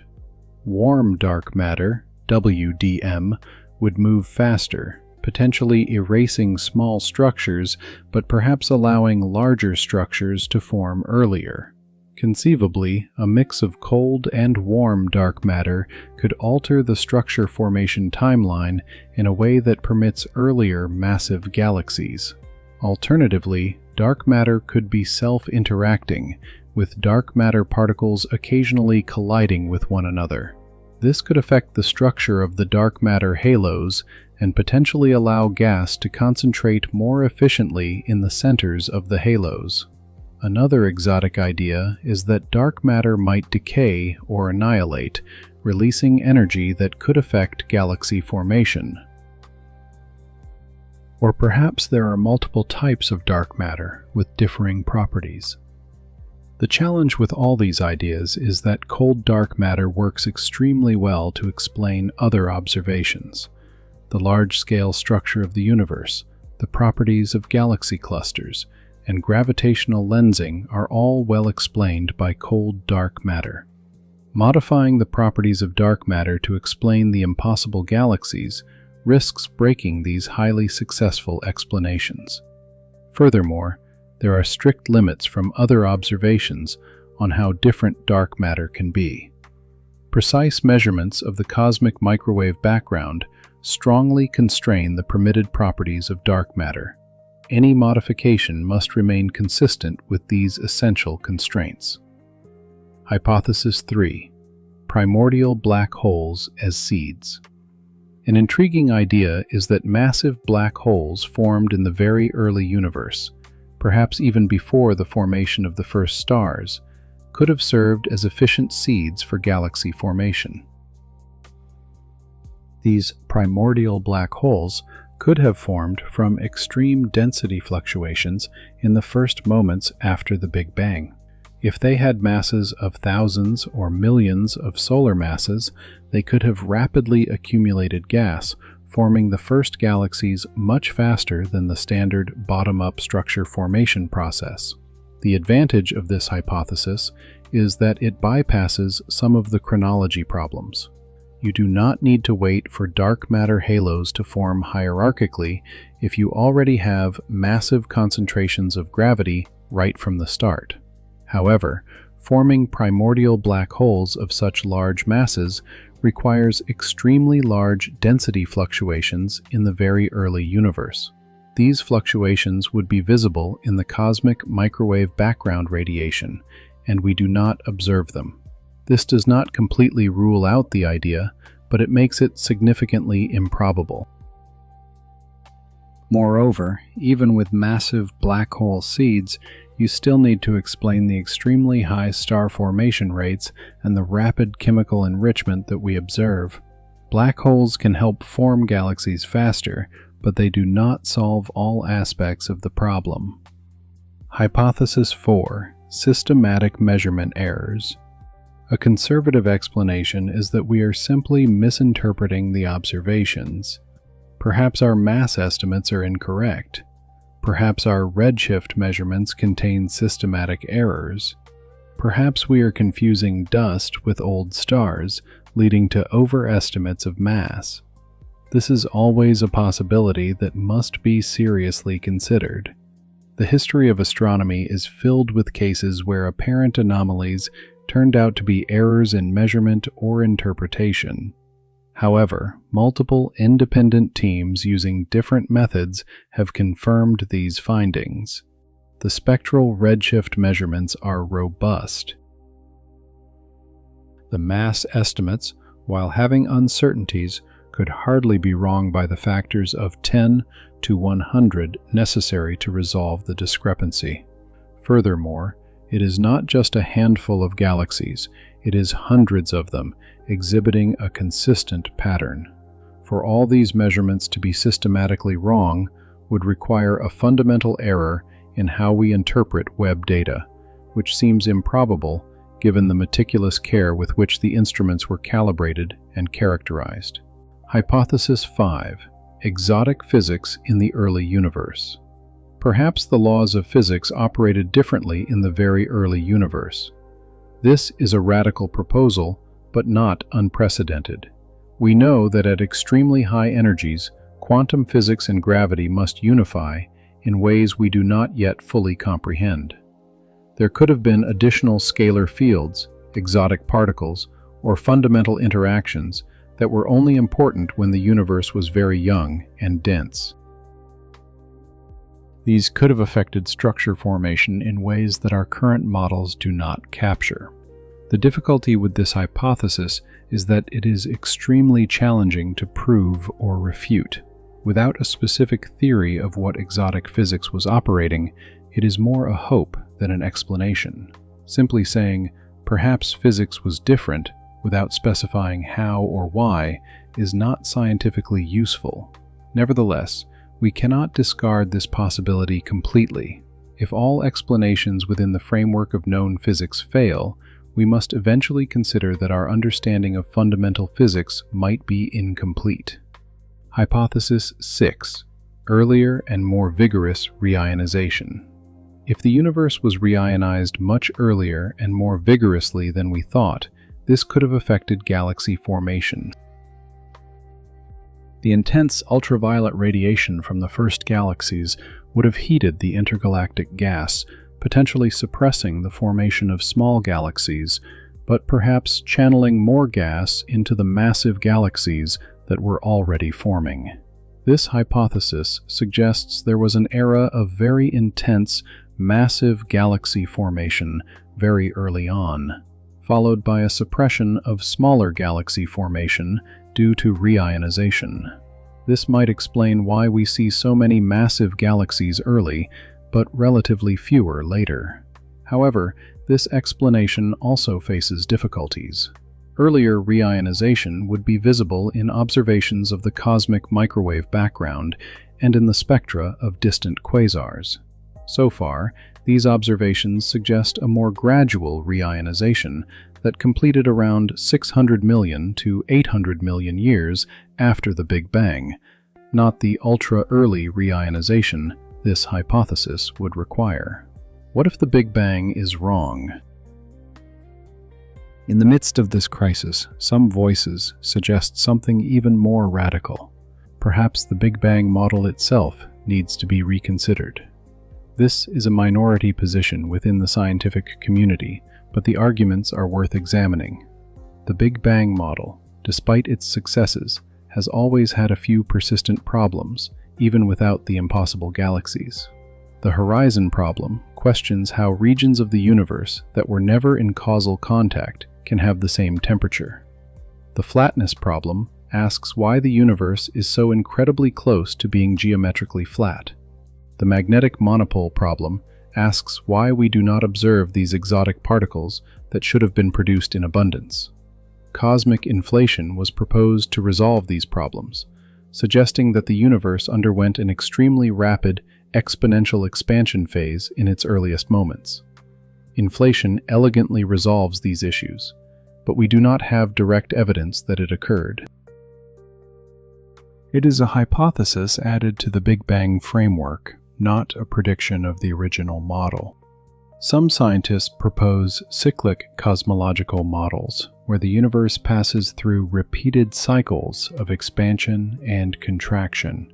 In these models, what we call the Big Bang was merely the bounce point from a previous cycle. Such models could potentially allow for pre-existing structure surviving from earlier cycles. Others propose modified steady-state models, where the universe is eternal and matter is continuously created to maintain a constant density despite the expansion. These models were largely discarded in the 1960s when the cosmic microwave background was discovered, but some modern versions attempt to incorporate that observation. It is vital to distinguish between healthy scientific skepticism and evidence denial. The scientific method demands that we question our theories and remain open to new ideas. But it also requires that new ideas be consistent with all relevant observations, not just those that appear problematic for the current model. The Big Bang model is not just one theory. It is a well-tested framework supported by multiple lines of independent evidence. The expansion of the universe, the cosmic microwave background radiation, the abundance of light elements, the age of the oldest stars, all are consistent with a universe that began in a hot, dense state approximately 13.8 billion years ago. Any alternative model must explain all these observations equally well or better than the Big Bang. So far, no proposed alternative has succeeded in doing so. The impossible galaxies are certainly problematic, but they do not invalidate decades of evidence supporting the basic Big Bang framework. The most probable outcome is that the resolution will involve refining and extending the standard model, not completely replacing it. Perhaps we need better star formation physics. Perhaps we need to better understand dark matter. Perhaps there are processes in the early universe that we have not yet adequately considered. Science progresses not by discarding successful theories at the first sign of trouble, but by working diligently to understand where and why the predictions fail, and then refining or extending the theory as necessary. This is the precise process that is now underway with the James Webb's impossible galaxies. Part 5. Implications and the Future: Rewriting Our Understanding. What it means for our understanding of the universe. The 300 impossible galaxies are not merely an astronomical curiosity that scientists will debate at academic conferences. They represent a fundamental challenge that, regardless of how it is ultimately resolved, will transform our understanding of the cosmos in profound and lasting ways. If these galaxies are real, as we observe them, and all available evidence strongly suggests they are, then the chronology of the early universe must be rewritten. The first few 100 million years following the Big Bang were not the relatively quiet, gradual period we had envisioned, but an epoch of vigorous, rapid structure formation on scales that defy our current theories. Structure formation occurred far more rapidly than our models predict. Massive galaxies emerged in a cosmological blink of an eye, achieving masses comparable to the modern Milky Way when the universe was barely 3% of its current age. This necessitates processes for mass accumulation and star formation that operated with vastly higher efficiencies than anything we observe in the local, modern universe. The chemical enrichment of the universe also proceeded at an accelerated rate. Heavy elements, forged in the cores of the first generations of stars, were dispersed and incorporated into new generations of stars much faster than we thought possible. This has direct implications for our understanding of how and when the formation of rocky planets, and by extension, life, became possible. The very first generation of stars, the so-called population 3 stars, must have been even more massive and ephemeral than previously thought. These gargantuan stars, some possibly hundreds of times the mass of the Sun, lived incredibly short lives, perhaps only 1 or 2 million years, before exploding in cataclysmic supernovae that seeded the universe with the first heavy elements. Yet, even with such massive stars and short lifespans, the available time appears only barely sufficient. This suggests that perhaps there were additional mechanisms of chemical enrichment we have not considered. There could have been even larger supermassive stars, with masses thousands of times that of the Sun, that either collapsed directly into black holes without exploding, or underwent pair instability explosions that dispersed heavy elements more efficiently. The presence of supermassive black holes in some of these early galaxies raises fundamental questions about how these objects formed.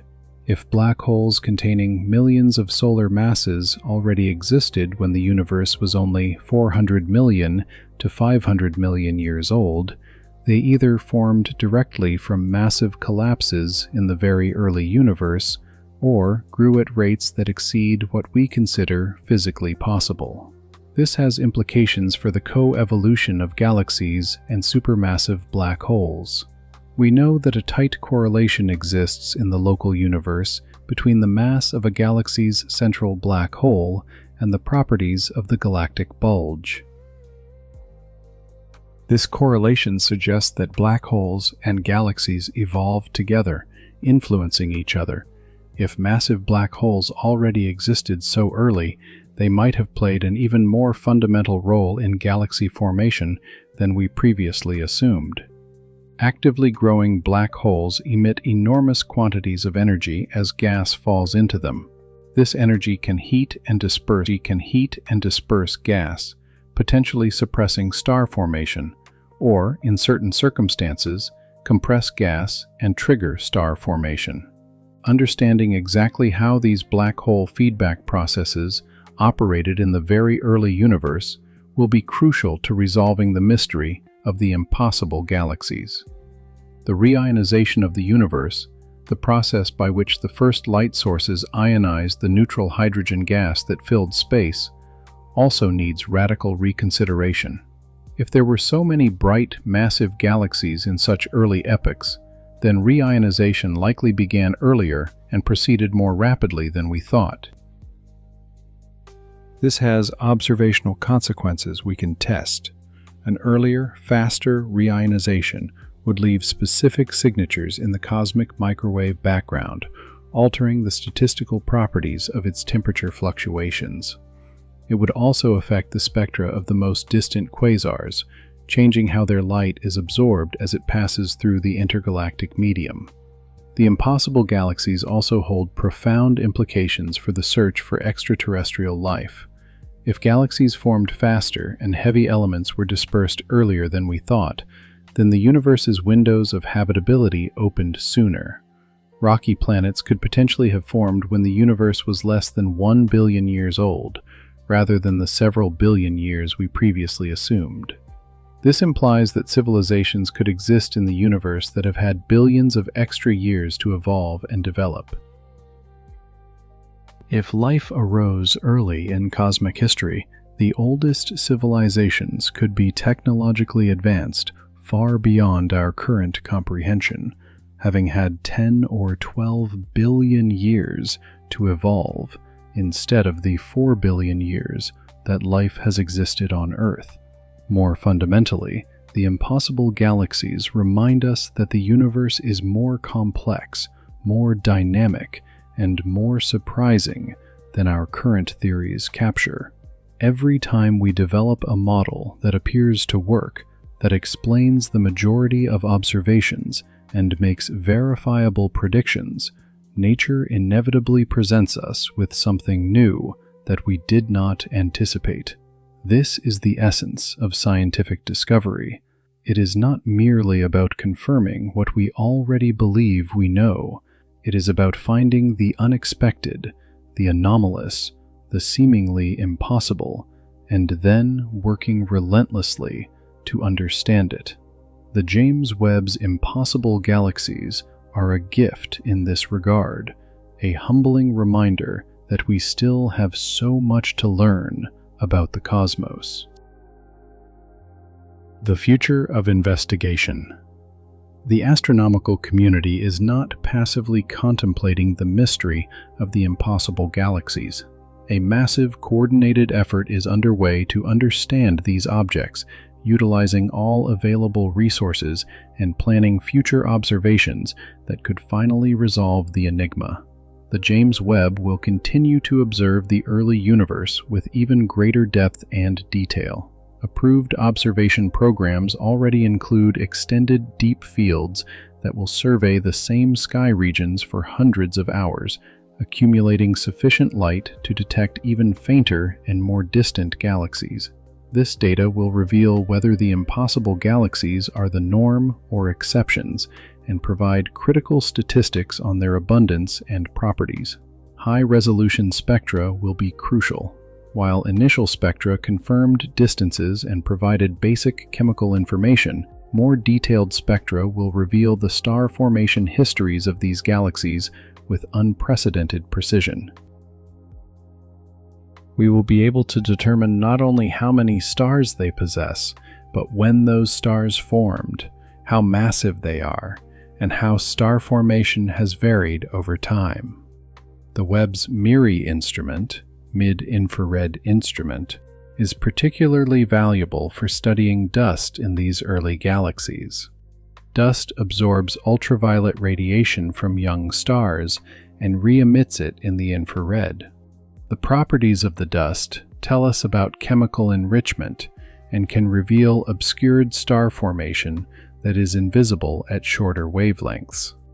But the Webb does not work in isolation. The world's largest ground-based telescopes, such as the Very Large Telescope in Chile and the Keck telescopes in Hawaii, are conducting follow-up observations. While they cannot detect the faintest galaxies the Webb finds, they can obtain high-resolution spectra of the brightest ones, providing complementary information. The ALMA radio telescope in Chile is especially important. Operating at millimeter wavelengths, it detects emission from cold gas molecules and dust. ALMA can measure the gas masses in these early galaxies, telling us how much fuel they have available for future star formation. It can also detect specific emission lines that inform us about the physical conditions of the interstellar gas.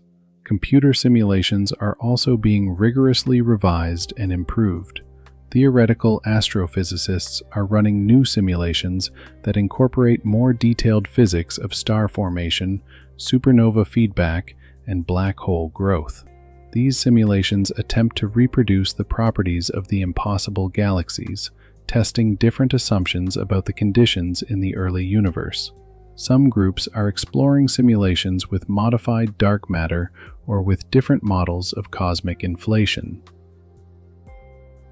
Others are investigating whether relativistic effects, typically ignored in large-scale cosmological simulations, might become important in the very early universe when densities were extremely high.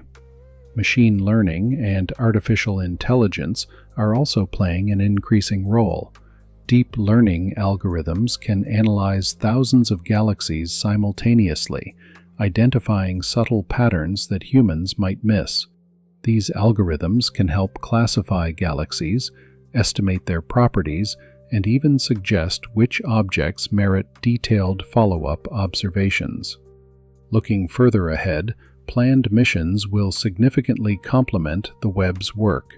The Nancy Grace Roman Space Telescope, scheduled to launch later this decade, has a much wider field of view than the Webb.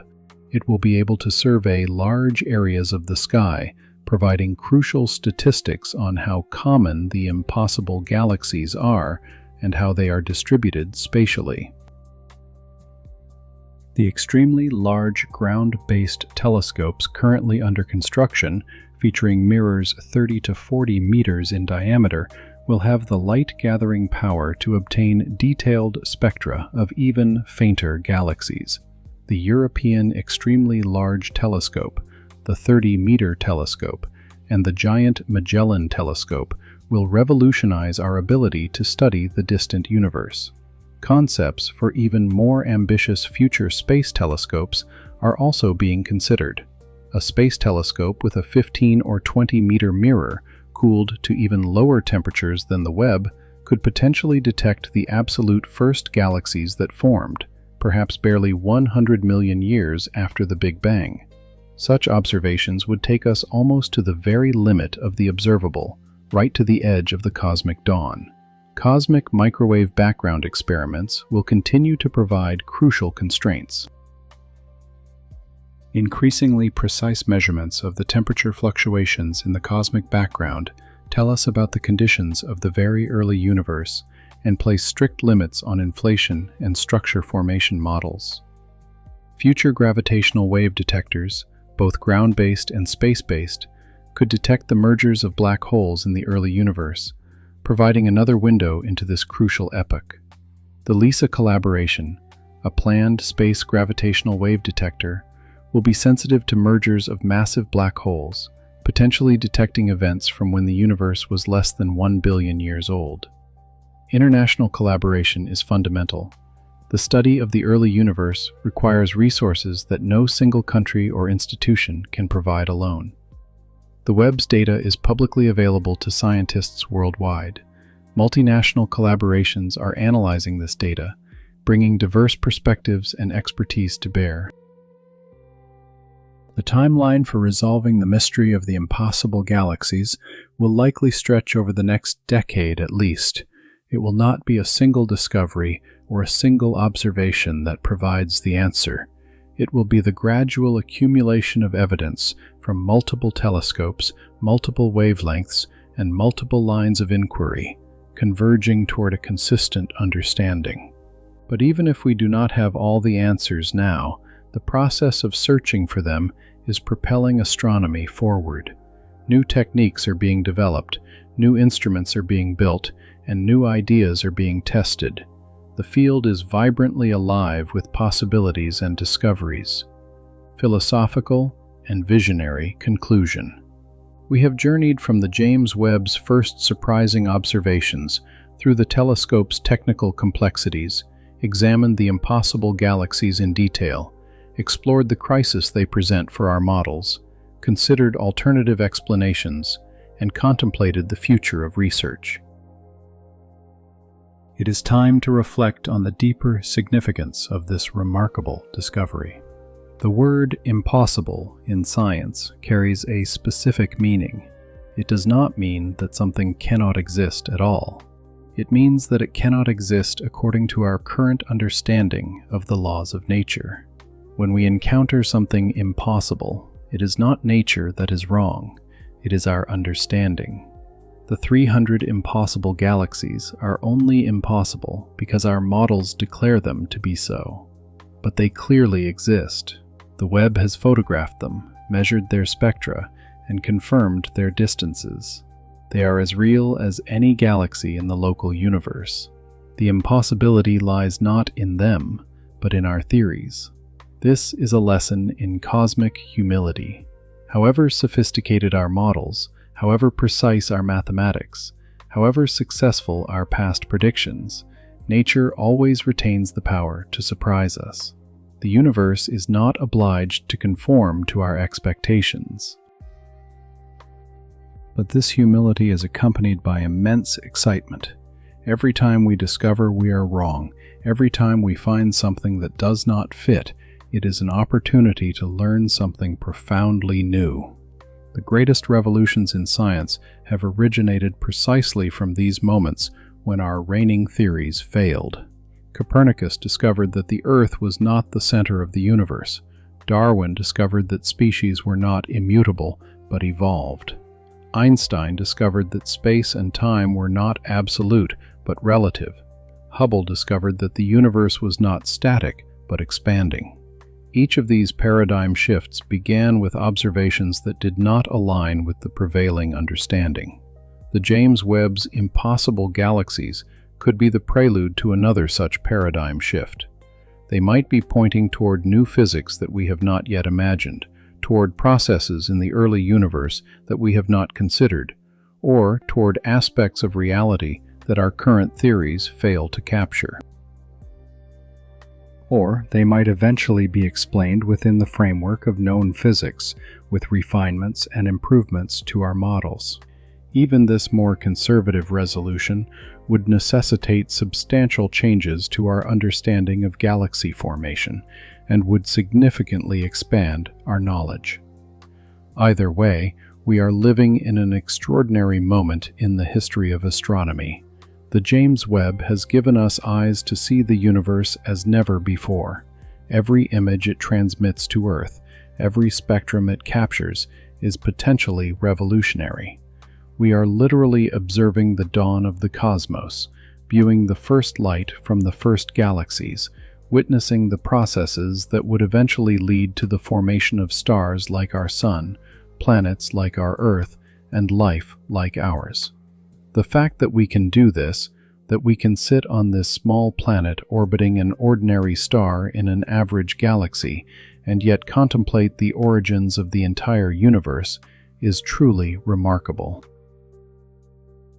We are the universe become self-aware, capable of studying its own history, of asking questions about its own origins.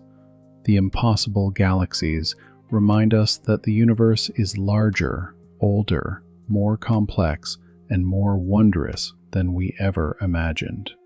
They remind us that there is always more to discover, more questions to ask, more mysteries to solve.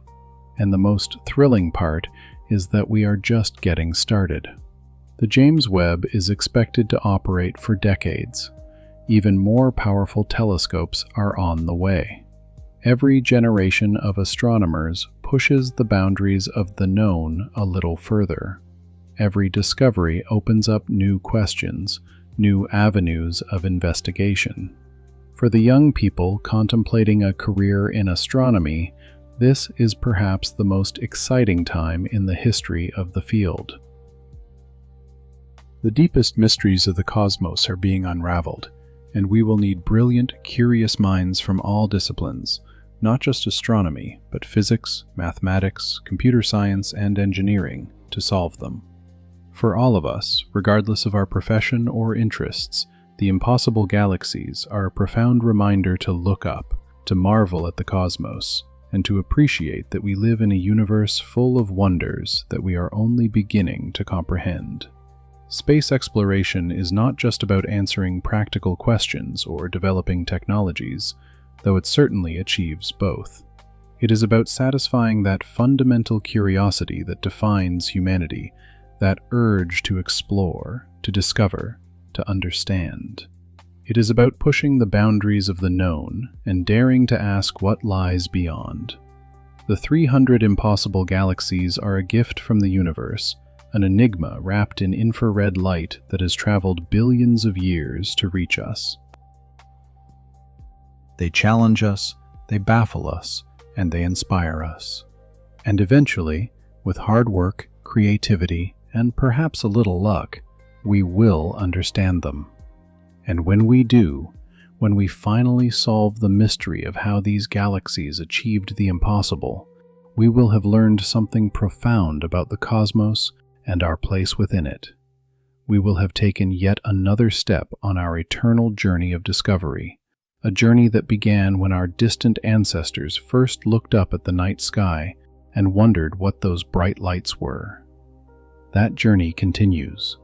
The James Webb's impossible galaxies are only the latest chapter in a story that has been writing itself throughout human history and will continue to be written as long as there are humans who look up and wonder. The universe awaits us. Its mysteries are deep, its wonders infinite, and we, inhabitants of this small blue world, have the privilege and the responsibility of being its explorers, its students, its chroniclers. The impossible galaxies have shown us that we still have so much to learn, and that, more than anything else, is cause for celebration, because it means the journey continues, there is more to discover, and the adventure is far from over. Prepare yourself for what comes next, because if the James Webb has taught us anything, it is that the universe is full of surprises, and the best ones, perhaps, are still yet to come. Thank you for joining us on this journey to the dawn of the universe. If this cosmic mystery fascinated you, do not forget to subscribe and hit the notification bell so you do not miss our daily explorations into the unknown. Every day, a new enigma of the cosmos awaits you. Until next time, with deep space calm.